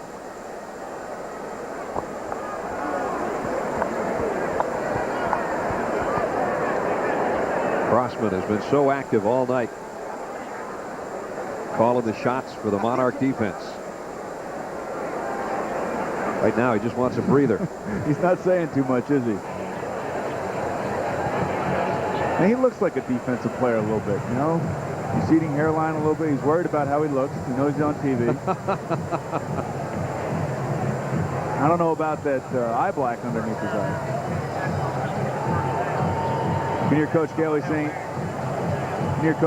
that they can't protect long enough. I mean, again, he realizes what's going on out on that field. 10-0, London in front. They might as well bring everybody here with 28 seconds left. They've got 9 guys up to try to put some heat on Kirk Maggio, the punter. This is a good place to set up a return for Brinson. Nice punt. Nice punt by Maggio. Brinson, look out, here comes Junior Jackson again. He got away from Jackson. He's down. He's being hit down. Did not get away from Jackson. They'll spot it at the 20. Good coverage by Jackson on that play. Jackson's been all over the field tonight for special teams. By Jackson, number 51 for the one-man wrecking crew. See where Jackson just knocks Brinson off balance. The question is did Brinson's knee actually hit the ground? Or at what point did it go down? Oh, yeah, he's down. Right there. With Jackson, it appears to have a hand on the backside. Good job, good coverage. Boy, he's done a whale of a job on special teams for Birmingham tonight. He's been the bright spot for the Fire, if there is one. 16 seconds left. Normally you would think maybe the team would just sit on it, but not when they've got the wide receiving core, the bomb squad that the Monarchs have. They will keep it on the ground, though. It's Alexander with a big hole. Out across the 35 to the 36-yard line. Jeff Alexander. They got 2 timeouts left. Okay, they used 1. There's 8 seconds to go. A little bit late. They say 4 seconds there. 16 yards on this one, Boomer. Well, again, Birmingham has their nickel defense, and so all they're worried about is rushing the passer. Big hole. They actually bring a receiver. Actually, that's Judd Garrett. They bring Judd Garrett in the hole to block from outside. 50 little play there. Steve Gage finally made the hit in the secondary for Birmingham.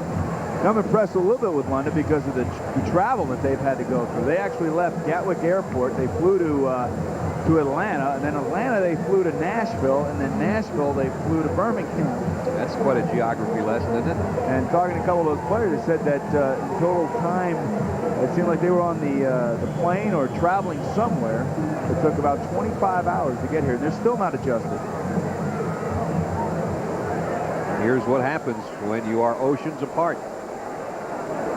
North American teams going to Europe not faring very well. European teams have had the better of it as they've had throughout 4 weeks of play in the World League. Alexander again got about 8 more yards. His average is going to look nice with the last couple of carries of the first half. That will do it. And the Birmingham Fire has been blown out by the London Monarchs at this point at least. Through half number 1, and the Monarchs doing it on offense and on defense. Let's go down to Michael Barkan. Bart? Brad, with Fire coach Chan Gailey, and yesterday you told us that you thought it would be their offense against your defense. How has that come to fruition, if you will? Well, basically it is. We've given them the ball down here a couple of times, and our defense has done a pretty good job of holding them out. They got the first drive down there, And we just got to do something offensively. That's what's killing us right now. We can't protect the passer, and that's killing us. Is that because of your personnel or because of their personnel? They got big guys, they're quick off the ball, and they're in there all the time on Brent. Well, obviously it's both. You know, it's some of them and some of us. We're not doing it, and they are. And we got to figure out something to do to be able to move the ball and keep our defense off the field. All right, Coach. Thanks a lot. Back to you, Brad. All right, Michael, thank you. Halftime at Legion Field in Birmingham. Larry Kennan's Monarchs with a 10-point cushion. We'll be back with our Reebok halftime report and more in a moment.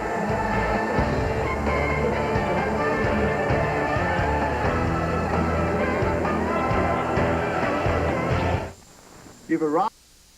The Reebok Halftime Report, brought to you by the greatest sports performance shoe in the world, the Reebok Pump. Pump up, and they're out. Reporting from New York, here's Diana Nyad. Welcome, everybody, to our halftime report here on USA. I think to travel to a foreign country, you have to have something of a free spirit, but definitely to live abroad, you've got to be an adventurer. The London Monarchs, made up mainly of Americans, have adapted very well. They've got a perfect record on the field, and they're having a blast off the field.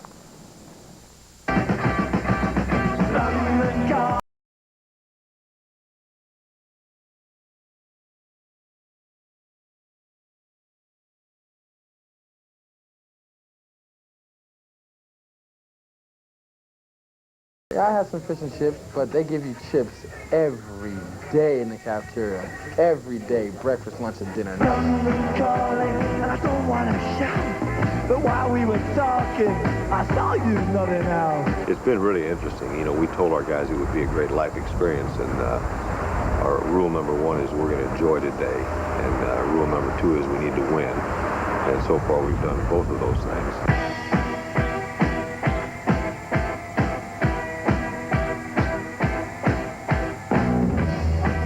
The Monarchs are not just a team, they're a family. Tucked away in a small town north of London called Bushy, they live in dormitories on a school campus. And now that they're here, they have no choice but to amalgamate themselves into the British culture.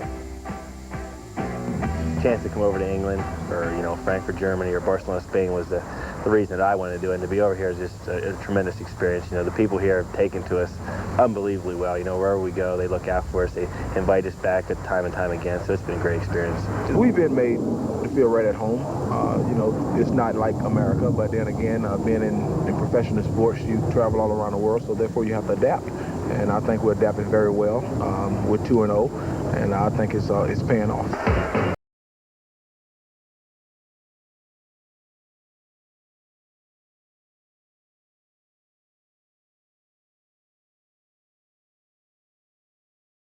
We're going to be pushed around. We're going to push around. And some people started calling us Nasty, and we kind of adopted the name. We called ourselves the Nasty Boys from that. This is the Nasty Boys, Call to the Wild. Bear leads it. Go ahead, Bear. Ready, boys? 1, 2, 3. Come on! Their camaraderie continues off the field at the Red Lion, a local pub in town that has become their home away from home. You're practice all day, you're banging heads, you're in a football mode. I think you need to come here, kick back, have a couple beers, and just slip away. You know, talk about something else. It really eases your mind. But back on the field, it's all business. The business of entertaining the English fans and familiarizing them with a game that is somewhat foreign to them. At first they were a little bit standoffish. They didn't really know how to take the game, but once everyone got into it, and as I'm sure you saw the game as well, they were excellent, as good as any fans you could expect to have. That's our second game and our second time. We'll be back for every game. Everybody I've met that knows about the London Monarchs are just as excited as if we were, you know, an NFL team in that respective city. If these boys can get us to the World Bowl, you'll see a whole new dimension to sports following for football here. So far, this undefeated season has been a party for the Monarchs and for their fans who have been giving them the royal treatment. Well, it sure looks like this is more than a sports experience for the guys on the London Monarchs team. It looks like a full life experience, and I'm envious of them. We're going to return to Brad Nessler and Boomer Esiason in Birmingham right after these messages. You're watching the World League on USA. Where the...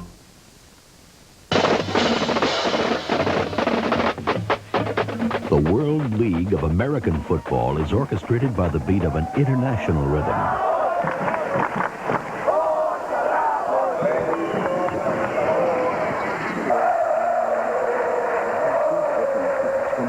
Offensive wird sehr viel gesprochen im Augenblick in der World League. We don't return it for a touchdown. We put the offensive on, you huddle up, and we're going ninja to the wide field. Ninja to the wide field. All right. Ninja to the wide field.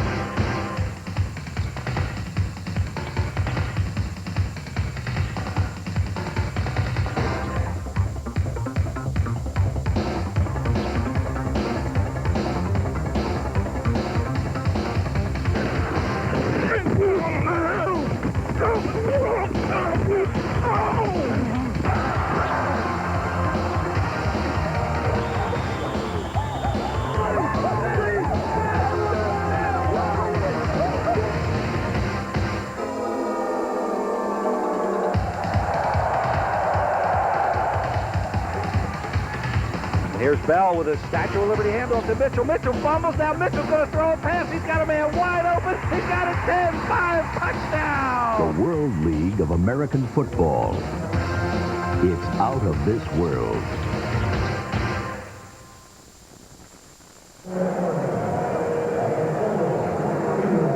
Back at halftime, Legion Field in Birmingham, where the fire's been extinguished by the London Monarchs 10-0.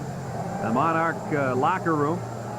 They're just about set to come out for the second half to see if they can play 2 more good quarters and go to 4-0 and join Barcelona as the only unbeaten teams in the league. Brad Nessler and Boomer Esiason up here in the booth. Boomer, at halftime, right now the Fire offense just isn't getting anything done, and it didn't take London long to get their offense in gear in this one. Actually, London actually came out like fire, Brad. They did.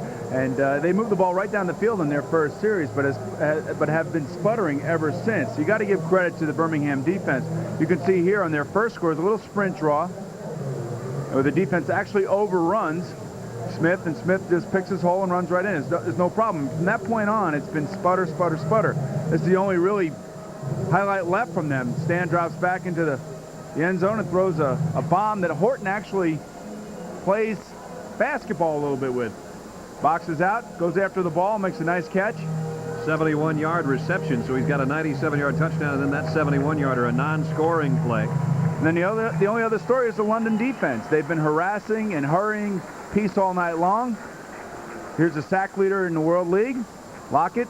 That's his 7th of the season. And when they weren't sacking him, they were all over him anyway.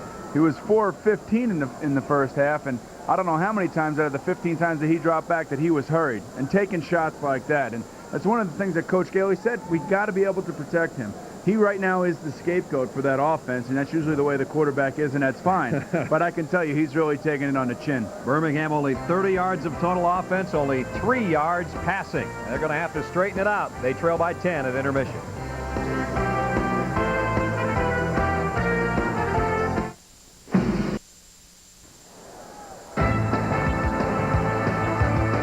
The World League on USA is brought to you by AT&T, the right choice, by the Coca-Cola Company and your local Coca-Cola bottler, and by Allstate.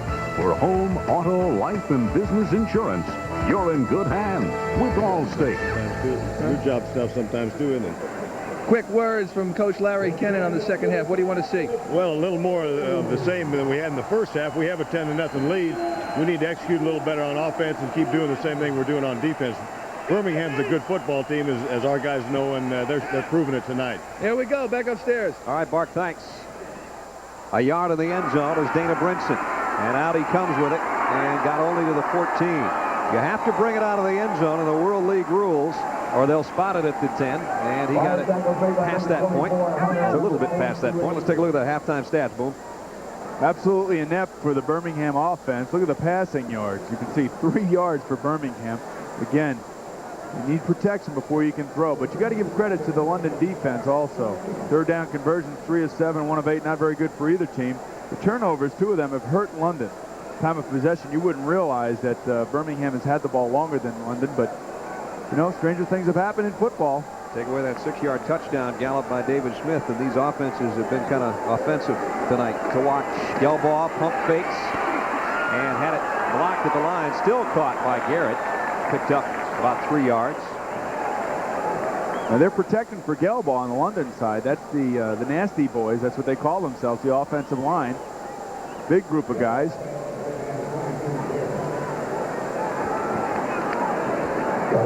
Stan Gelbaugh has told us he's not comfortable with the USA helmet cam. He says it's detracting from his game, and so he's not plugged in anymore, folks. That's a whole new excuse I've never even heard of, but that's pretty good, though. I'll give him credit for it. He's a Maryland guy. Keep that in mind.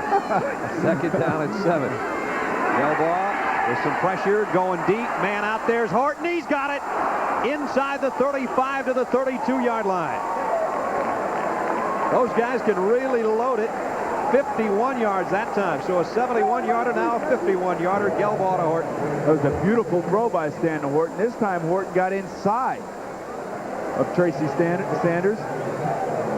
Stan leads him inside, away from the defensive back. Where the free safety was, I have no idea. Good ball by Stan that time. Horton's right on the money. Horton's not going to hurt that per-catch average, is he? 2 catches, 71 and 51 tonight. Came in averaging 26 a grab. First down, London. Gelbaugh, pressure, down he goes this time. Otis Moore got the backside pressure. Pella McDaniels cleaned up. Otis Moore actually ran around Steve Gabbard.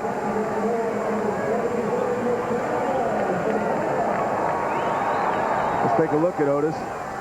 Here comes Big Otis running around the corner. And so he's going against Todd Oberdorf. Loss of 9. Otis Moore, who started his collegiate career at Clemson as a linebacker before bulking up to the 271 pounds he is now. A 9-yard loss. It is 2nd and 19. Back at the 42-yard line. Putting some heat on Gelbaugh again, but he got rid of it across the middle, and Garrett's got his 8th catch of the night. Okay, what Stan did there real nice is he drops back 7 steps, gives the defensive lineman a point of attack to rush at, and then his offensive lineman actually pushed the defensive rushers past him. Watch how Stan steps up here now. Real nice job. That's pocket awareness right there, and he did a real nice job of having the poise to stand in there. Garrett, who had 8 catches for 76 yards last week, sits down with his 8th catch of this evening, and it's still 3rd down and 13 to go for the London Monarchs, who lead 10-0 here in the 3rd quarter with 12:15 to go in the 3rd. Gelbaugh, time to throw, had it partially deflected. Pass incomplete, intended for Horton, and Holland broke it up in the secondary. Somebody got a hand on that one, I think, back there in the backfield. Either that or it slipped out of his hands. It is a little warmer here than it is in London. Actually, these guys used to playing in the rain. They've had some sloppy games. There's the numbers for Judd Garrett. We know his brothers are looking on and his family tonight. That ball looks like it just got away from Stan a little bit. Actually, I take that back. His brothers won't be looking on tonight. They're playing in Raleigh. They better not be watching the game. Punting situation for London, so they waste a 71-yard hookup earlier, and now a 51-yard pass play goes for naught as Horn hits it 2 miles in the air. Short punt, but way up there. Fair catch called for by James Henry and taken nicely. That's a hard punt to field, I would think, at the 25-yard line. Only a 16-yard kick. It must have gone about 40 yards in the air and only 16 yards downfield. 11:31 to go, 3rd quarter. Monarchs by 10. We'll be back. How about a better hand spouted soap? We're back with the torch, who's smoldering just a little bit because the fire is scoreless. Show me your thing. How's that for a mascot? Show me a little bit more. What else you got? You know, we're gonna make all the use of him we can. Here we go. He's gonna swallow it. Oh, let me have a light here. Michael Barkan is only he can do. He has no eyebrows left, but that's not a problem. Kenny Bell outside. Got about 3. Run down by Crossman again, along with Ricky Williams, the inside linebacker. Now you got to ask yourself, when you're the Birmingham offensive players, you need something. I mean, I'm sure that they're talking in the locker room about how we got to get this thing jump-started. Ruby, 544 wide. 544 wide. Ruby, you got to get him back there and give him a tight call. Get him back there and give him a tight call. Tight. You can hear Gailey talking to his quarterback through the microphones. And he moves Steve Avery, his fullback, a little bit tighter behind him to try to help with the blocking. Meanwhile, he swings it out. Nice move by Kenny Bell, who spins his way across the 25 to the 26. Only about a 2-yard pickup, though. See what Coach Gailey has to say here. Split left, zip. Move, 972 flat. 972 flat. 972 flat. Third down and 4. A little flat pattern. You hear Crossman yelling to his defensive players where they got to cover. There's a little flat pattern to Bell. He's got him. Bell makes the catch, hit immediately. That's going to be close. Smith and Crossman are out there. Let's see about forward progress. And also Lockett was out there, the outside linebacker.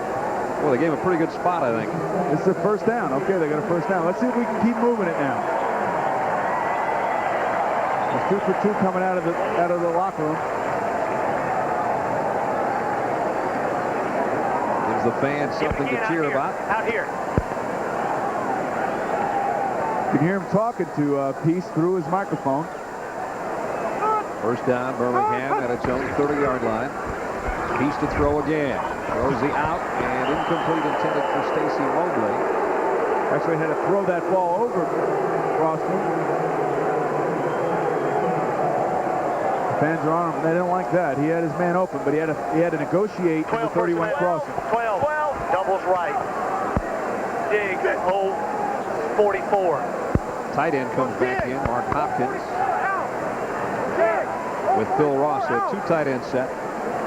I think that Birmingham's no-huddle offense might be just a little bit too explanatory at the line of scrimmage. Shovel pass to Bell as Peace got eaten up again by Marlon Brown, the outside linebacker, and Peace scraping himself off the 20-yard line again. You know what I mean by that, Brad, is that he's explaining a lot of things at the line of scrimmage. And they're picking up on it. Huh? That defenses can really associate with. He's saying flat. He's saying out. Those things they can associate with. You gotta be a little bit more careful in terms of disguising your plays at the line of scrimmage when you're doing the no huddle. Jet 966 plus. Jet 966 plus. Watch out for number 53. They got 5 seconds. You got to get the ball up here. Third and 6. The blitz. Here it comes. Peace rolling away from Hart. Got away. Lobs one out. Way over Kenny Bell's head. You can hear Crossman asking the official, what kind of ball was that? And Peace was hit again. Heads to the sideline. There's Crossman calling the defensive shots for the Monarchs as they have held after allowing 1 first down to the Birmingham Fire. And now Kirk Maggio is going to kick again. Dana Brinson back deep. And the look on Brent Peace's face pretty much tells it all for the Fire offense. Maggio hit this one a mile. Brinson from the 15. We got flags down where Maggio was hit as he kicked that ball away. And Brinson got away, and he may go for a touchdown, but I think they're going to call it back. He got the last block he needed. And Dana Brinson goes all the way on a punt return, 85 yards for a touchdown, but I think it's going to be all called back with a roughing or running into the kicker. London running into the kicker, 5-yard penalty. And that's a questionable call there. I can tell you can go back to the replay and we could see Mubadike, where London's true Londonite. That's right, he's a Londonite, and he's the one they called the penalty on. He tried to hold up the punter, but I don't know. This is questionable. Let's take a look at this. Gets the punt away. Yeah, he's got a hold of the leg as if to say, stay on your feet, Kirk. Stay I think if he keeps him off the ground, he might have a no penalty call there. The official was studying that and actually threw the flag a little bit later. And give Kirk Maggio the Oscar for best performance by a supporting punter, and give Dana Brinson, I guess, credit for an 85-yard return that he won't get in the books. I wonder how many of those Dana had at Nebraska. He was quite a return guy, in fact. Nebraska's all-time leading kickoff returner. Still 4th down after all of that.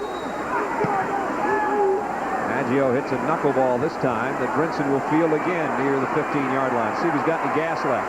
I got about 6 yards on the return that time. 7 minutes and 34 seconds remaining third quarter. The London Monarchs controlling this one in Birmingham. 10-0.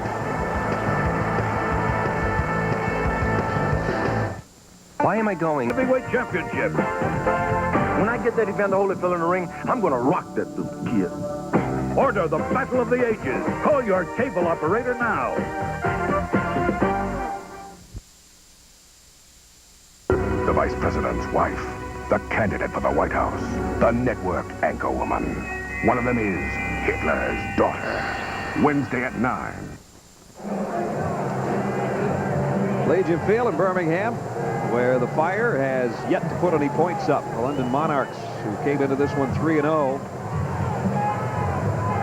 And that guy is a big part of it. Hart, their nose tackle, who's helped apply the pressure to Brent Peace. Now the London offense will work from just inside its own 23-yard line.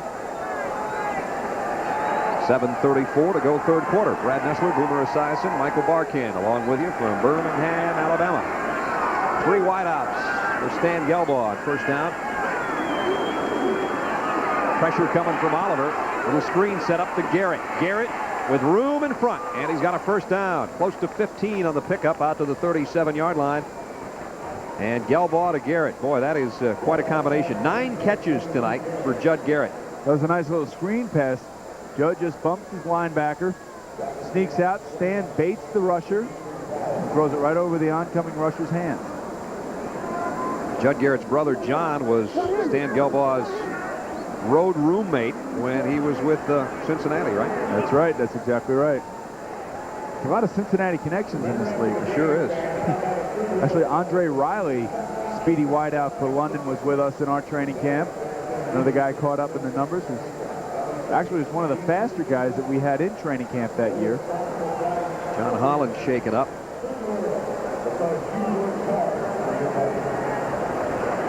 Brent Peace, who's been banged around tonight by the Monarch defense, hoping for another chance and hoping things go better than they have to this point. First and 10 for the Monarchs on their own 37-yard line.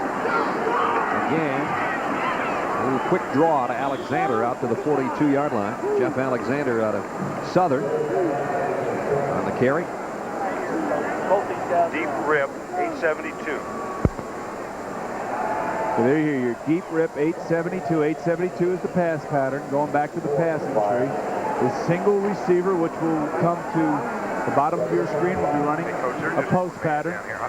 We'll run a corner pattern on the inside receiver up top, and then your outside receiver runs a crossing pattern underneath. And there he is, a little delay pattern. And not quite enough for the first down. We'll have holding in the backfield. One of the markers in the Monarchs backfield as John Horton made the catch. Holding London, number 20. Take a look at the passing tree again.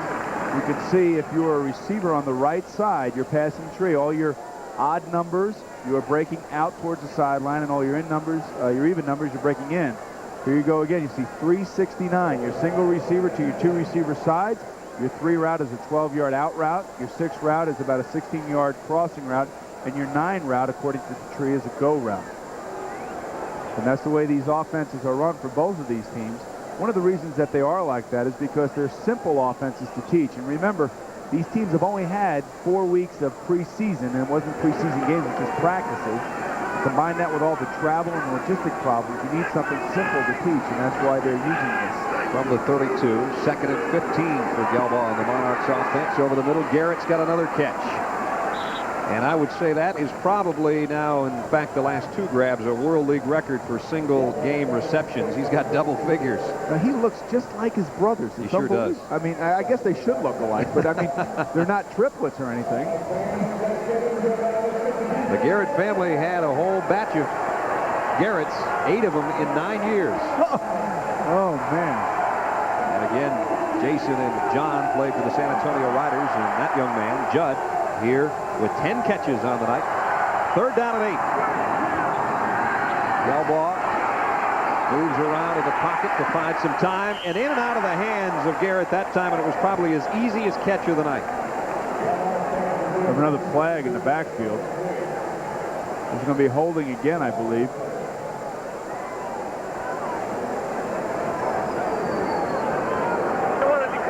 holding on the offense, number 67. You don't take this one, though. No, you don't. It's actually, Stan Gelbaugh actually had 6-7 seconds back there, so obviously somebody must be holding. Gabbard 67 right there. They're only rushing 3 guys. London's keeping 5 in the block, obviously, with their 5 offensive linemen. Actually, that's a questionable call right there, I think. Should have had this catch, Garrett. Should have. He just took his concentration off a little bit. Nice job. Wait. Birmingham works 9 guys up to try to put some pressure on Horn. Actually, they back off, and Horn got a pretty nice punt out of this one. James Henry at the 15. What a shot he took from Harvey Wilson. 46-yard kick and about -1. As Henry just now getting up from that shot. You know, you couldn't pay me enough to do that job. Best plays of the night have been on special teams, including that one. 4:38 to go, third quarter. So you want to play pro football, huh? 10-0 London.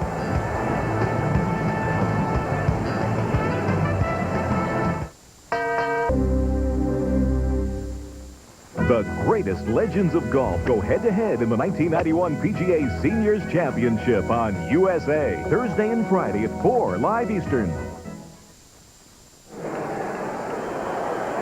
The life of Riley on the bench for the Monarchs. They're perfect at 3-0 and haven't given up a point yet tonight. 10-0. They lead. Birmingham's got the ball back.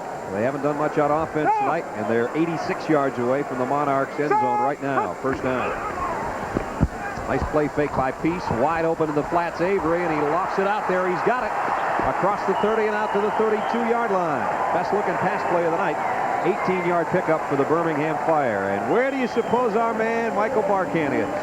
Well, I'll tell you, I mentioned the names Nestler and Esiason, and they put me up here. Okay, that's first off. All right, I thought you guys had pull. Actually, this stadium's known as the Green Lady, Legion Field is. It was constructed in 1928, and as you said before, Brad, the construction should be done in August, or about August 16th, and by then they hope to have 80,000 people in this place. Back to you.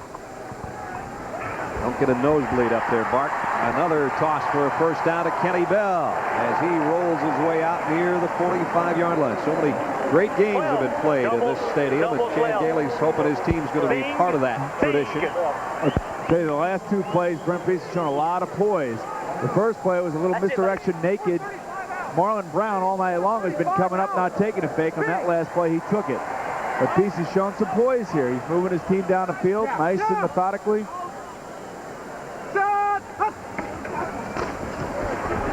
Half roll to the left, now steps back and goes deep for his tight end. Hopkins just overshot it. Coverage from Harvey Wilson.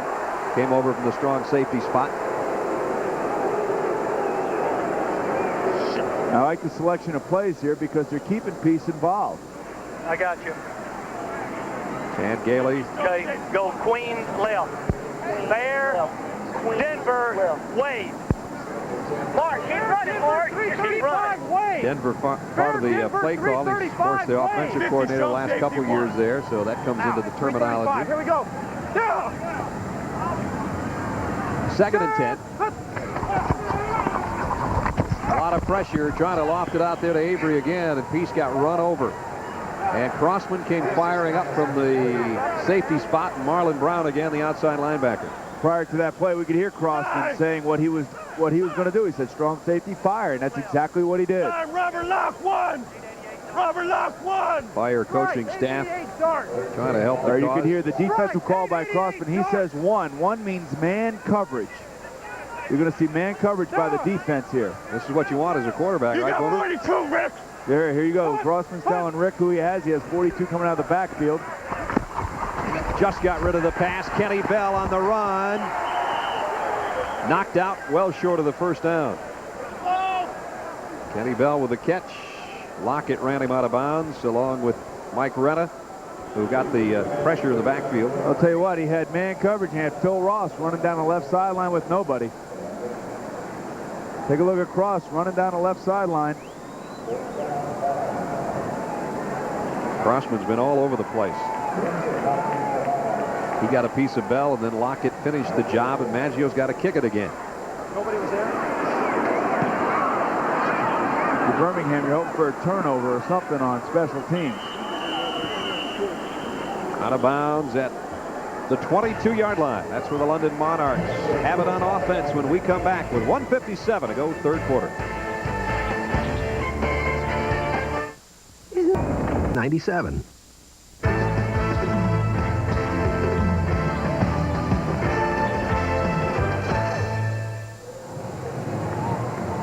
With Boomer Esiason and Michael Barkan, Brad Nessler back with you.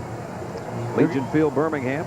Got an interesting story about the quarterbacks of London. John Witkowski, who I actually played against in high school. He went to Lindenhurst High School on Long Island. We beat them, of course, but anyway, he and Stan actually lived together with their wives in the flat in London. And where are their wives this weekend? Paris. They're in Paris. You think they're loving life right now, really? or what? I'm sure they're worried about their quarterback husbands. Gelbaugh steps back, flips it out to Brinson. He's cutting back against the grain. If he gets a convoy, he's got a big open field. He did get about 8 yards out of it, maybe 9. Otis Moore ran him down, along with Arthur Hunter from the secondary. I actually think it's 3 o'clock in the morning over there right now. I wonder if they're watching this game. Probably just starting to have fun then. Second down and a yard to go. Dana makes a nice move. He actually cuts back against the grain. You really never want to do this because all your pursuit's coming from the inside, but every now and then you can make a big play out of it. He's having a heck of a game tonight. Garrett on the ground, picks up the first down and gets out across the 35 to the 37-yard line. Steve Heishin on the hit from his linebacker spot. Garrett now doing it on the ground after having 10 receptions already tonight. I don't think you can say enough about the Garrett family. We saw San Antonio earlier in the year. Both John and Jason really turned it out against Orlando. Unfortunately for Jason, he got hurt. But here you have Judd. He's turning around. Think the folks at Princeton are happy about this? Bet. For 1 year, all the Garrett boys were there together. First and 10. And Gelbaugh wide open is Garrett again. And he's close to another first down as McGowan ran him down, but not before he got out to the 47-yard line. I would say it looks like a first down from here, Brad. And a nice play selection by London. They should just keep it going. Actually, what's hurt them has been penalties, some drop balls. Stan's thrown an interception here. Again, if both of these teams could eliminate just half of their mistakes, they put some points on the board. Gelbaugh going deep for Horton, his favorite long ball, threatening a penalty marker down at the 15 as we're going to have interference, I think, on James Henry. So this could be offensive interference as well. Horton was actually pushing off. I mean, the defender has a right to the ball. Maybe that's a call, Boomer. I think you got it. No, it's actually going to be defensive. Take a look at Horton. Watch him push off here. Pass interference, defense, number 45, 15 yards, first down. And the World League, you don't take it at the spot. It's a 15-yard walk-off. Actually, that could have gone either way.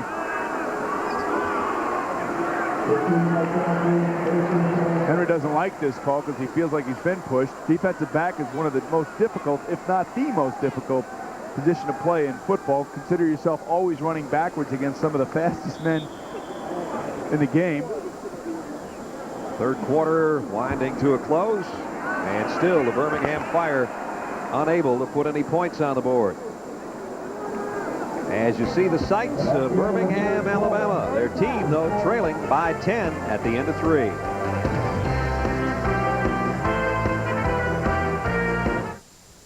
One quart purchase from Shell. Form of protection. Count on it. Michael Hugh, the general manager of the Birmingham Fire, and when your team's down 10 and 1-2 coming into this matchup and trying to go to the top of your division, it's been a tough night for the Fire, though, Boomer. Well, it really has. Actually, it's been a tough night for both teams, especially on offense. Both teams are sputtering. London, however, is moving the ball at this present time, but I can tell you, I think both quarterbacks are a little bit frustrated at this point.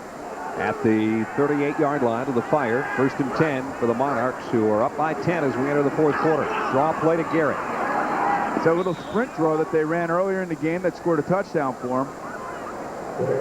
Statistically, at the end of 3 quarters, let's take a look. You knew at halftime that the passing stats were all in London's favor, and Birmingham's picked it up slightly, but still the passing yard disparity is monumental. Time of possession, it's just about even. I thought Peace, the last time he was out, showed some good poise, had some nice balls thrown. Then they got hurt with penalties. Screen to Garrett.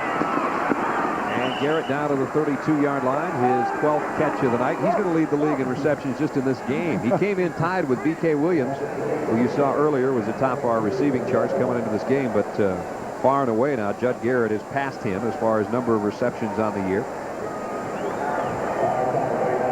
And without a doubt has a single-game World League record. Now that's a dozen catches as Judd comes out. He does a little bit of everything. Very unselfish. He blocks, he catches, he runs. Very quiet guy, Stan Gelbaugh says, of Judd Garrett.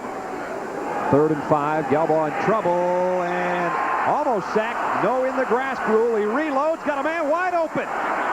Touchdown, London. Andre Riley, 33 yards later.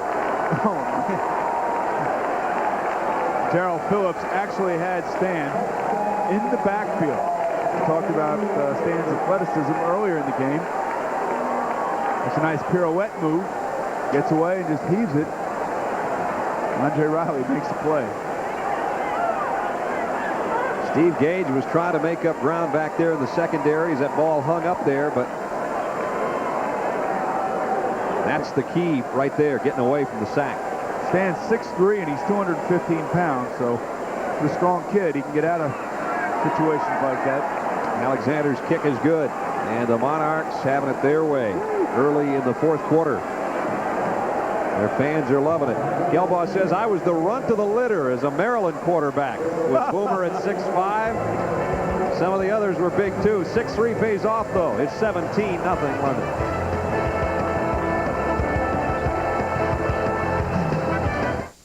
The Allstate Good Hands Play of the Week, brought to you by Allstate. For home, auto, life, and business insurance, you're in good hands with Allstate. Montreal Machine quarterback Richard Shelton grabs this interception and goes 62 yards for a touchdown. And this week's Allstate Good Hands Play of the Week.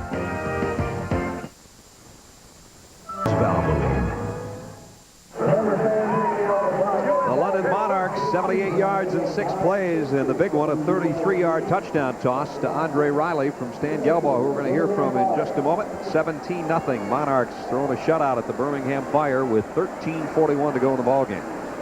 Alexander to kick. And at the goal line, actually at the 2, will be Kenny Bell. Bell with a little opening, closed in a hurry. He still got it out to about the 27-yard line.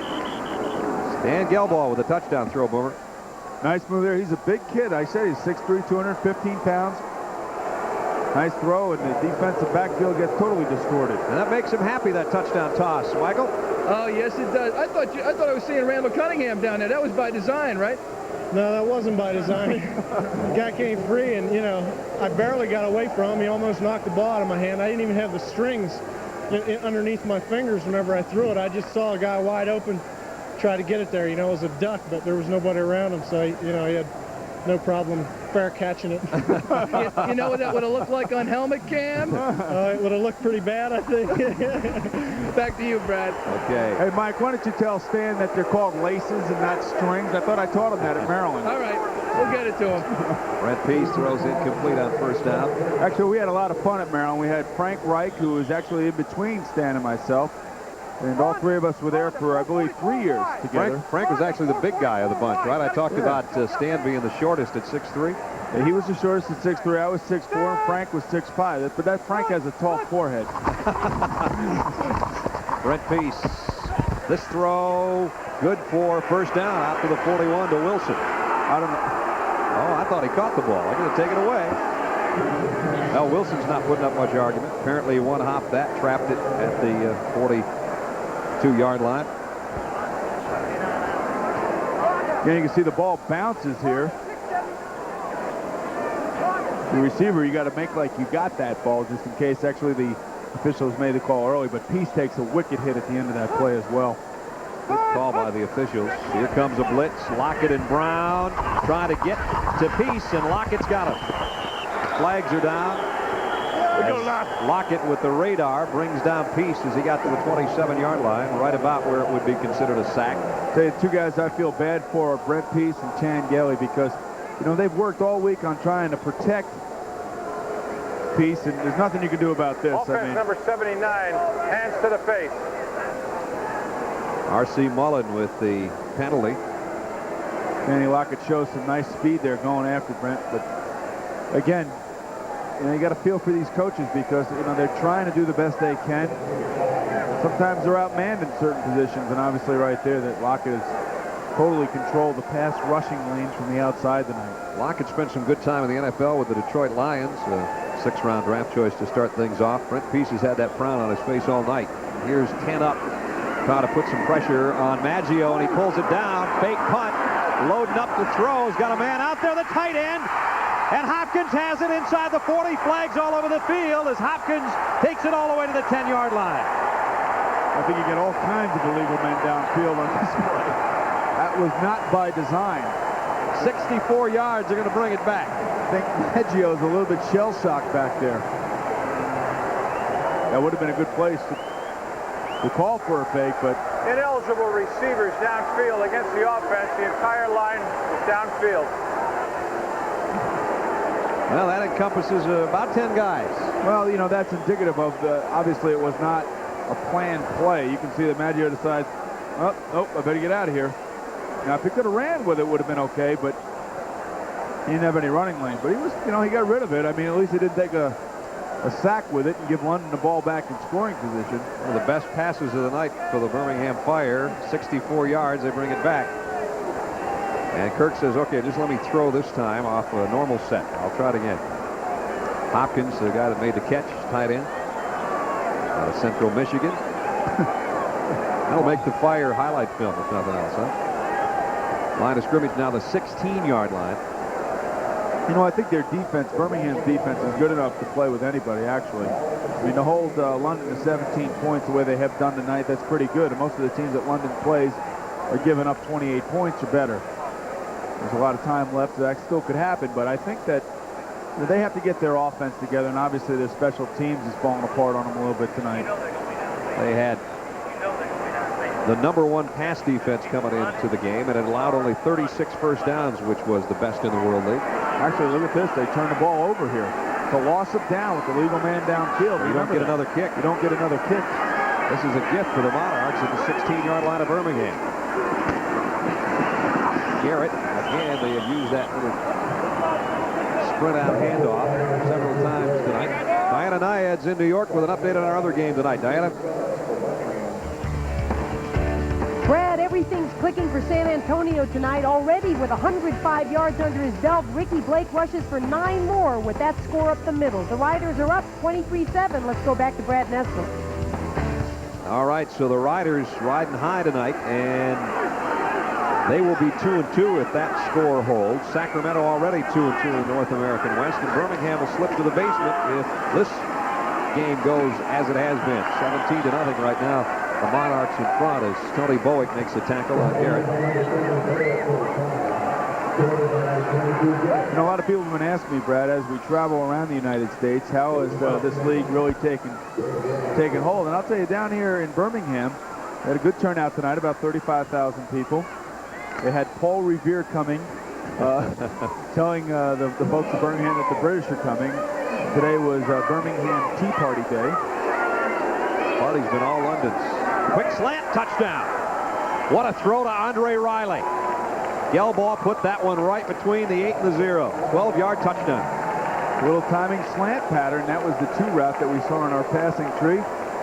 Dan stands up there and throws a nice ball, and actually throws it in behind the linebackers. Throws it to the spot before Riley gets there. Andre Riley, back-to-back touchdown catches, and this one's picture perfect. Actually throwing in behind the linebacker, in between actually the outside linebacker and the inside linebacker. You let the ball go before Riley makes his break. Philip Alexander for the point after. And everything going right for the London Monarchs, who are on their way to a 4-0 record to match Barcelona as the top team in the league. As we get another look at Stan Gelbaugh with probably his prettiest pass of the night. 12-yard touchdown to Andre Riley. Nice good thing about this throw is that he threw it only where his receiver could get it. Nicely out in front. 24-0. London out front. With just a big old hand to hold it, fill in the ring, I'm going to rock that little kid. Order the Battle of the Ages. Call your cable operator now. He seduced and betrayed them. Now they're getting even. Jack Scalia, Catherine Oxenberg, Ring of Scorpio. April 24th and 25th at 9. 24-0 as Alexander kicks away. James Henry at the 2-yard line for Birmingham. And out to the 22 before he's buried under. Return by number 45. Let's check in with Michael Barkan. Bart. Hey, Brad. Well, yesterday, Chan Gailey told us he would not pull Brent Peace unless the game was out of hand, and it certainly is. Eric Jones going in right now at quarterback, and if his warm-up was any indication, he could have some trouble. He hit a trainer on the sideline with a pass, so let's see what happens. Oh! I think the only reason they're making a change here is for Brent Peace is healthy, I'll tell you that. Health. We got to keep him healthy to get him through the season. Eric Jones will work from the shotgun. Danny Lockett might as well be in a track stance. Here he comes. Jones sets. Flags are down. Incomplete. We may have another holding call. Roy Hart got to Jones as soon as he let go of that pass. R.C. Mullen just pulled down Danny Lockett. I'm surprised that wasn't a holding call. I know there's a flag now, but I don't think they actually called Mullen pulling down Lockett. I mean, he actually grabbed the hold and tackled him. Holding offense number 65. They actually called on Michael Tanks, but you can see R.C. Mullen just absolutely hoist Danny Lockett to the ground. Tanks has had his hands full with Roy Hart, the nose tackle tonight, too, for the Monarchs. The thing about Birmingham's tackles, they're 6'6", 315 and 6'6", 270. They're trying to block Danny Lockett, who's 6'3", 250 pounds and runs like a wide receiver. Again, Eric Jones in at quarterback with his team down 24-0. As he drops back to his own goal line. Middle screen, Kenny Bell got swarmed under by Harvey Wilson. Harvey did a real nice job of reading that screen. It was man coverage, and Harvey was responsible for Bell. Not a good situation to call a screen pattern. You want to try to run a screen pass against the zone defense as opposed to a man defense. The Monarchs trying to go to 4-0 already. Barcelona at 4-0, leading the European division, but they'll be not at the top when this one's over. Jones, a lot of room in front. Fires complete to Ted Wilson. Wilson out at the 27-yard line. One of the reasons Jones was able to get outside there was that London was only rushing 3 players. Actually collapsed the defensive ends inside and enabled Jones to get outside and buy some time. 17-yard pickup on this one. Got nobody in his face. Gathers. Throws a nice ball. Low and outside. Good throw by the youngster. Free agent with the Lions in '89 and spent time on their developmental squad. 3rd and 5 here for the Fires. Here comes the rush again. And Wilson scooped that one. Nope, he trapped that on the far side. It would have been a first down. London, their remaining schedule, as they will be 4-0 very, very shortly in the next 9 minutes or so. They've got Montreal, Raleigh-Durham, San Antonio, the Knights, Sacramento, and Barcelona. That could be a gigantic game on the 27th if things keep going as they have been for the Dragons and the Monarchs. That game will decide the division winner, the European division. It's possible that the Monarchs could play almost perfect ball and not have a home playoff game before the World Bowl, which will be at Wembley Stadium. We talked about that possibility last night. We'll tell you a little bit more about it when we come back. 8:50 to go from Birmingham, Alabama, where the home team's on the short end, 24-0.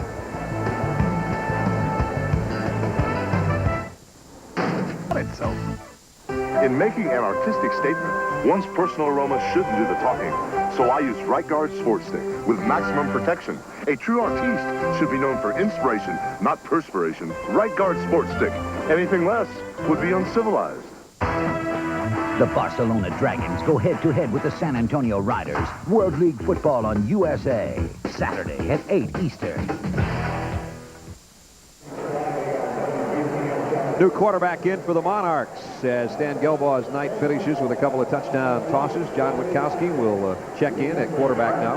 Okay, the only defensive play that I ever played in football history was safety versus Lindenhurst, because they used to have this bomb that Witkowski used to throw 70 yards. So that was my only play on defense in the history of me playing football. How'd you do on that one play? You knocked the ball. How do you expect? I thought you were going to say an interception or something, and we'd have people checking the yearbooks. Loose ball, or was it blown dead? No indication. Monarchs come up with it as Marone, the center, had it on the bottom of the pile, so second down. Chan Gailey, who says, you know, if you win in this state, in the game of football, they'll lay the state at your feet. Well, it's not going so well right now for his team tonight. Let's take a look at this fumble.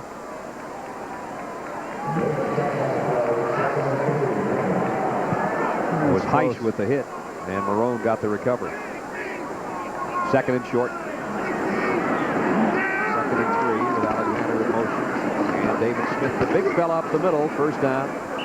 McGowan in on the stop. Now, John Witkowski actually started the season as the starting quarterback for the London Monarchs, and then was replaced by Stan Gelbaugh in the second half of that game. But the interesting thing that happens, these two guys live together in a flat in London. And the big news out there is how these two guys competing for a job can live together. Fans there can't understand that, how they can do that. That's exactly right. And not only, they live there with their wives. Like I said, their wives are in Paris. The times of their life, and so are their husbands, whose team is winning big. And a pass over the middle, and a nice one it was to Pat Davis, the tight end. And he got it all the way down to the 38-yard line. Pickup of 17 with 7:14 to go in this one, 24-0. Saturday at 2 o'clock, Skyhawks and the Galaxy will square off. 2 o'clock Eastern, 8 o'clock Saturday night. The unbeaten Dragons against the Riders of San Antonio appear to be on their way to a 2-2 mark with their game the way it's going tonight. And we will be the Meadowlands next week for the New York, New Jersey Knights, who really got their game in gear over the weekend against the Sacramento Surge. 8 o'clock Eastern next Monday night on USA. Hope you join us. Well, looking forward to seeing Mouse Davis's run and shoot. Hopefully we'll give a little explanation as to what the run and shoot actually is next week. Boy, it ran and shot over the weekend, didn't it? 44-0, the Knights over the Montreal Machine as Jeff Graham passed for 3 touchdowns in front of about 35,000 fans at Olympic Stadium.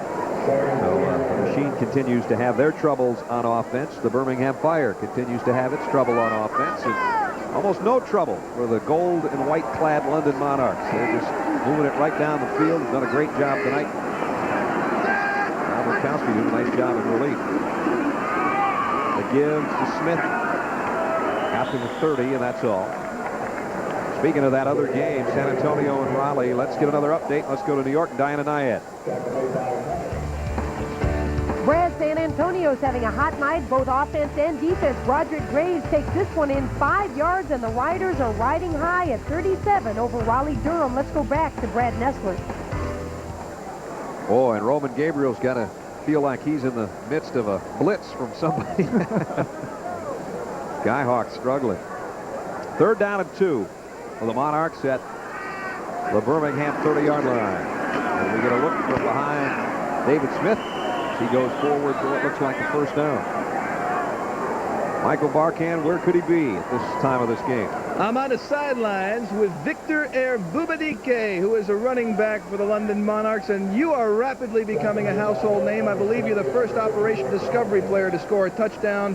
I believe so, yes. How's it been playing the American brand of football with the big guys? Fun. It's been great fun. The guys have been nice to me. We all get on well. And I just want to enjoy the game. Now, I'm told by the Monarch staff they got a wager on when you're going to smile in an interview. I'm doing it now, right? There we go. Back to you, Brad. Yeah, but our cameras are on the action. Oh, well. There's the smile. There's a smile. We got it. Well, he was quite a player with the London Ravens of the Budweiser League.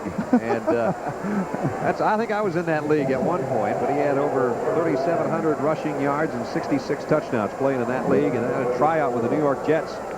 last year and was disappointed that he didn't make the team. But hey, he said, pro football, I just kept plugging away, and now after scoring a touchdown and having 44 yards on the ground last week at Wembley Stadium, the fans just went wild, and he said it was his thrill of a lifetime.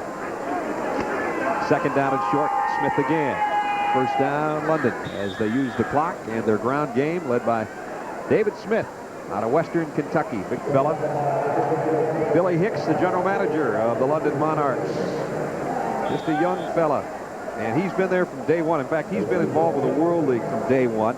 Had worked in Dallas with the NFL. And, of course, Tex Schramm was one of the guys that started up the league. And he became involved with the London operation, really, from the first day. And despite all the travel problems and all of that some of the European teams have had, hey, as Barcelona and London have found out, when you're 4-0, you're 4-0. You'll take some of the complaints and some of the problems, I guess, right, Boomer, and just take the wins. Hey, that's all that matters. Is it doesn't matter what league you're in, but you want to take it. Here's Andrew Brandt. You can see he's age 29. Actually, Andrew Brandt, I employed him as an attorney of mine at one time, and he actually was hired by Tex Schramm in the beginning to head the league office, and then was offered the job at Barcelona. He was one of your, what, 15 guys? No. Actually, no, I shouldn't say that. I can tell you, let's talk a little bit about Witkowski here. You know, he was with the Detroit Lions and also the Houston Oilers. So again, they have another guy at the trigger position who's been around the NFL, has seen a lot of action in the NFL. I think it was smart drafting by the coaches of London. That's what you want. You want a guy in that position who's been in the fire, so to speak. And both of these guys, Gelbaugh and Witkowski, have been there. Down. Larry Kennedy. Left. 12. Cut. Got a little showing us the play as well as telling us.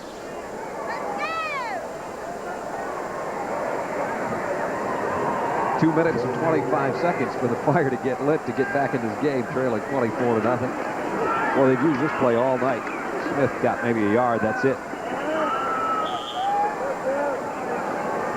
Scott Ernie had a big weekend for the Barcelona Dragons. Both quarterbacks for the London Monarchs have played well tonight, Stan Gelbaugh and now John Witkowski. And we have worked our way down to the 2-minute warning. The Monarchs of London on their way to an unblemished 4-0 mark. We'll be back. The lawnmower.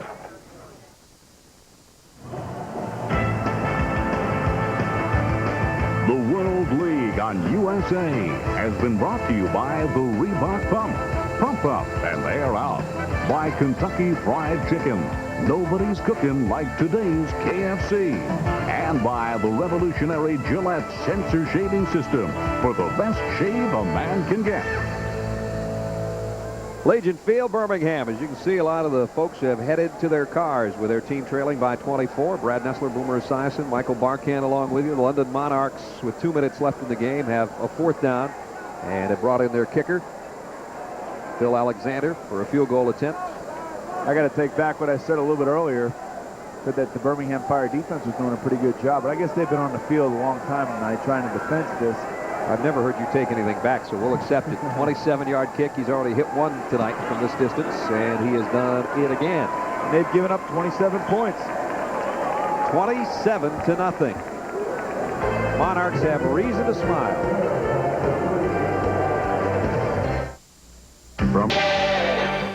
Isn't Sir John late for tea? Yes. I rather think he is. Rather. Jolly good cup of tea, Perkins. Now no one is safe from American football. KFC introduces the World League Challenge Sweepstakes. You could win $1 million instantly, or over 10 million other prizes, including delicious Kentucky Fried Chicken. So rush into your local KFC restaurant and play today. Good luck, Huge! Thing.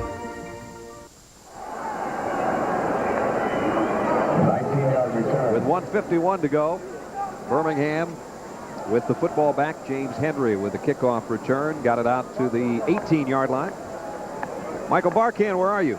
I'm right here. I'm straddling the fence right here, Brad. I'm with John Horton, wide receiver for the Monarchs, and his wife, Veronica. And you haven't seen your husband in how long? 2 months. How's it been? Hard. I bet. How have you kept in touch, John? We basically kept in touch with letters and phone and just more phone than letters. And, you know, we got that phone bill that I'm out here now paying for. Have you shown, what's the bill been like? I haven't seen it yet. It's been high. It's been high. Do you have any plans to go over there and see your husband play? I want to. What's it been like playing in the World League and being over in London? I understand it's been less than NFL conditions for you. Oh, well, it's been great to me. I just feel happy to be able to be a part of this World League of American football history-making process. You know, this is a first year, and I'm just happy to be there. You know, whether it's the NFL conditions or not, you know, we're just playing ball, having fun. And my wife will be over in London at the end of the season. Now, it looks like it's coming down to you in Barcelona. I mean, you're going 4-0. What's going to happen the last game of the season? Well, right now, last game of the season. Next week, we have Montreal. Montreal's in our way, so we got to make sure we stay focused and play Montreal, you know, all out. And when we get down that way, if we're, God willing, that we're, you know, still undefeated, then yes, it'll come down to it. But right now, we're just trying to focus game by game. All right, John and Veronica Horton, I love these family reunions. Back to you, Brad. I love those numbers. 2 catches for 122 yards. And defense, number 94 was offside. Penalties refused. First down. They talked about the phone bills. I think somebody told me it was $8 a minute to call from London back to the States. Wow. And with those kind of numbers, you do things like, hi, honey, I love you. I'll see you in April. He's not making enough money to afford to pay that phone bill, I can tell you that. Our KFC player of the game, Judd Garrett. 12 catches, new World League single-season reception record, 81 yards. He also carried the ball 4 times. And Kentucky Fried Chicken will make a donation of $1,000 in Judd's name to DARE, Drug Abuse Resistance Education. Our congratulations to Judd and all the Garretts who will be happy tonight. San Antonio winning, so the other Garrett brothers are pleased. And I'm sure Dad is watching somewhere. We got a fumble on that play. The ground caused that fumble there, Brad. We talk so much about the Garrett brothers. Their dad, James, is a scout for the Dallas Cowboys. You talk about a family into football, huh? Yeah. You know, the nice thing that you just heard John Horton just being interviewed by Mike there, the one thing that all these players have is enthusiasm for this. And all the coaches in the league, no matter what their team is or what their record is, have all said that it's been a pleasure to coach these guys because there aren't any contract holdouts. There isn't anybody looking for any more money. These guys realize that this is a second chance, and they're going full out. It's been a pleasure to coach for everybody. There's been some logistical problems, especially for the teams in Europe, but for the most part, it's been an enthusiastic bunch that has really given their all.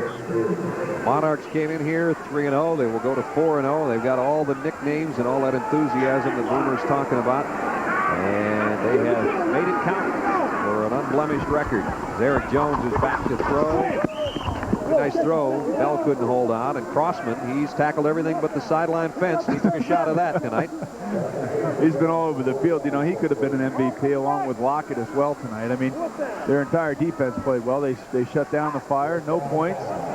Very... 50, cover 1. Way to move, Gilman. Way to move. Yeah, when we give the KFC player of the game, it could have gone to several guys. Crossman, number 31. Gelboy had a couple of touchdown passes. Horton, who you saw, 2 catches, 122 yards. But we've got to pick one, so we did.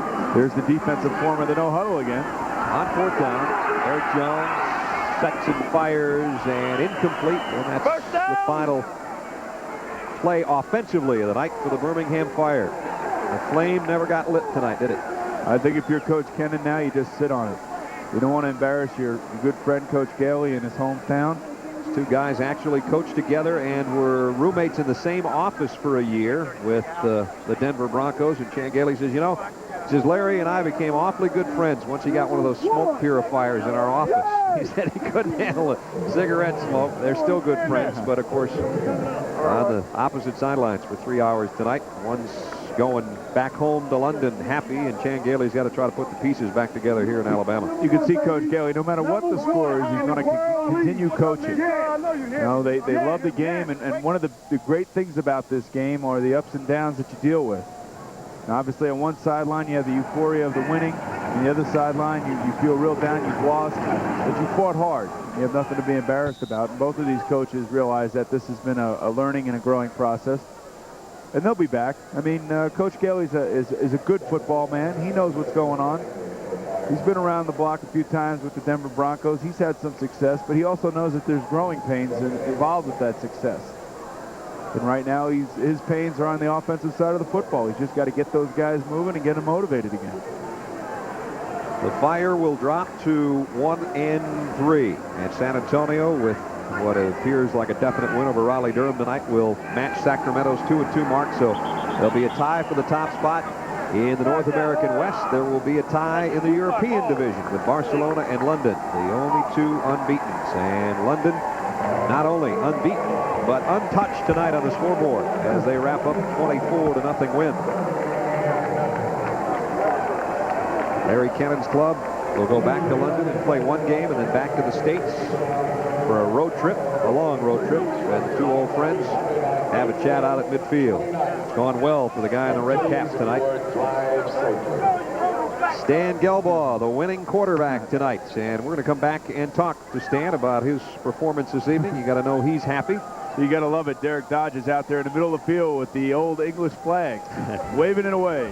Final score, 24-0. London a winner, and we'll be back. Don't go away.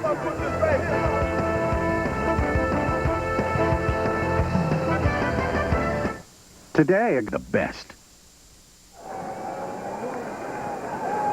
Final score from Legion Field in Birmingham, 27-0. London Monarchs in a shutout. Michael Barkan down on the field. Mike. Hi, Brad. I'm with the player of the game, Judd Garrett, and I know Stan told you before the game, keep those fingers loose. You said they're always loose. You set a new World League record for receptions. What did you do anything different for this game? Well, they were giving us a different defense. We're used to man-to-man. They were showing a lot of zone, so that means a lot of the underneath stuff's going to be open, which is what I do. So, you know, we hit a lot of those underneath passes. Thoughts on the upcoming schedule? You got New York next week, and you guys are rolling through this league. Well, you know, we got a long trip back to London. We got a short week, so we got to start getting ready tomorrow morning. So, you know, we got to get over that, I guess. I think a lot of people didn't realize what the travel would be like, and I know it's been a grind for you guys. Tell me a little bit about what it's been like coming from London, and then you come here, and then you go back to New York, and all over the place. Yeah, it's just a lot of jet lag. You're on the plane for 8-9 hours at a time, but you know, we've been able to adapt, and you know, we're 4-0, so we're happy about that.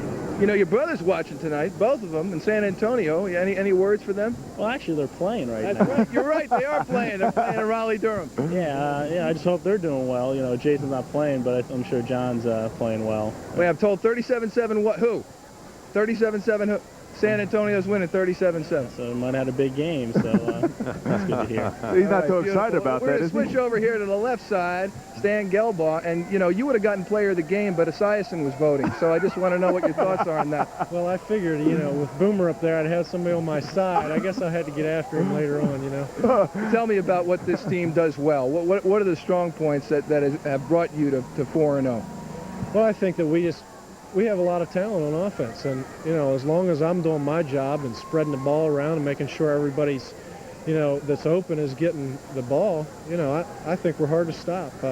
You know, we protected well tonight. We ran the ball well. You know, I got more tip balls for interceptions than anybody in the World League, but you know, that's going to happen every now and then, and you just got to hang in there and make some things happen. And good things happen once we got rolling the second half. At this point, 4 games in, I said to John Horton, it looks like you in Barcelona, and he said, we'll worry about that last game when it comes. But what are your thoughts on who is the elite of the league right now? It certainly has to be considered the two teams. Well, you know, it's hard to tell this early, but right now, obviously, there are 2 teams that are 4-0, and we'd have to be considered the best teams in the league at this point. But you know, with only a 40-man roster, I think the key for the long run is going to be staying healthy. Because with 40 guys, you get hurt, and you know, you can make a dramatic drop, you know, in performance by having some of your key guys out. So I think that'll be the key going down the stretch, is staying healthy, especially when guys are getting tired from all the traveling. Now, for a guy who was selling copiers, my goodness, you're stepping up. Talk to me about that contrast. I mean, you're out on the street cold calling one day, the next you're throwing TD passes. Well, you know, I actually find those blitzing linebackers a little bit nicer than the secretaries I was trying to cold call on, you know. They can be pretty brutal. I'd rather take one on the chin than one of these big guys any day, you know. But, you know, the big transition isn't coming back to football. It was going out into the real world, and what I found out was out there I'm just another guy on the street trying to sell, and this is what what I enjoyed doing. This is what I've been doing since I was 10 years old, and I hope I can keep doing it for a while, you know. And I'm just having a good time and thankful that I'm still playing. Well, you weren't just another guy tonight. You would have been MVP weren't for Esiason. Back to you, Brad. All right, Boomer. Michael. 27-0. The Fire fans go home tonight disappointed, but Stan Gelbaugh and his troops will go home to London happy. 27-zip the final. We'll have some final thoughts when we come back to Legion Field in a moment.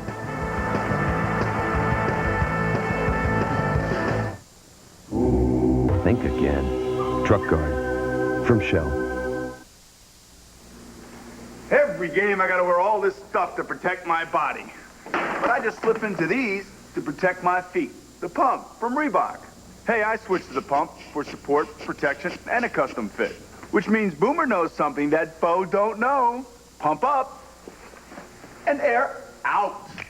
Switch to the greatest sports performance shoe in the world, the Reebok Pump.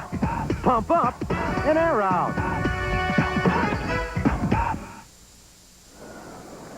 27-0, the final at Legion Field here in Birmingham in London's favor. And, you know, Boomer, I think Stan said a mouthful. Basically, he says, you know, we got a lot of talent. I think now, you and I haven't seen Barcelona in person yet, but we've seen them play on TV and we watched some film. I think those two teams are as deep all the way across the board on both offense and defense as anybody in the world. Well, the one thing that we did see tonight is that you have to have poise at the quarterback position. There's no question about that. You need protection, and London got that both of those things. And I think that you know, Birmingham's got a good defense, but they got to work it out on offense. They got some real problems over there, and they feel bad for Coach Gailey. I mean, he knows that he has a good team, but things just haven't happened for them, right? And I think that Ernie is playing good for Barcelona. They have a good defense. They have some very well-known players in Ruth as their nose tackle, who used to play for Boston College, and you also have Bruce Clark, who used to play for Penn State and New Orleans. So they got some players up there too. That ought to be a nice showdown at the end of the year. But again, London just looked real strong on offense tonight. Well, let's take a look at the standings right now as we tell you about how things have gone. Here's the two unbeatens. London a winner tonight with the shutout, and Barcelona also perfect at 4-0, and Frankfurt right in there even at 2-2. Sacramento 2-2. San Antonio with their win tonight, they'll go to 2-2, and Birmingham falls to 1-3. Orlando, after opening up with 2 straight wins, drops 2 straight games. I think maybe people starting to figure them out a little bit. Montreal at 2-2. New York, New Jersey, only 1-3, but we're going to see them next Monday night. You know, you talk about a team taking a while to get it together, especially the run and shoot. Man, they ran and they shot over the weekend. Well, they were the total opposite of what Orlando had. Orlando came out firing out of the box. They were 2-0, and then all of a sudden went on a European road trip and then really started stubbing their toes. And then all of a sudden New York needed some extra practice time to get that run and shoot going, and they played Montreal. It's not a very good team, I don't think. They have a lot of problems up there. But, you know, they got a few other teams. San Antonio, who started 0-2, is now coming along. We knew that they were going to play well because they had a good defense. Right.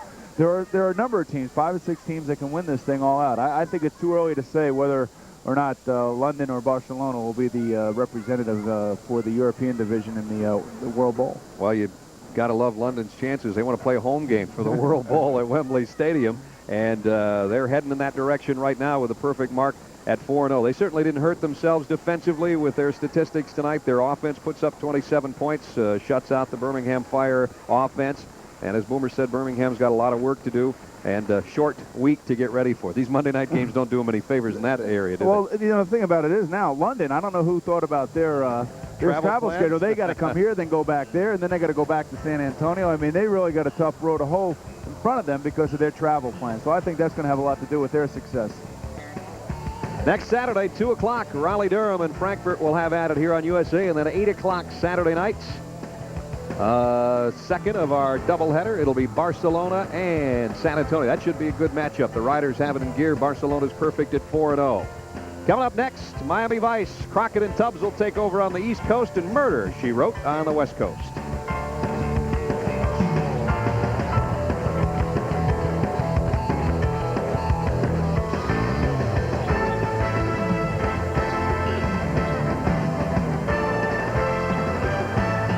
Entire crew at Legion Field in Birmingham. I'm Brad Nessler. We'll see you next Monday night, everybody.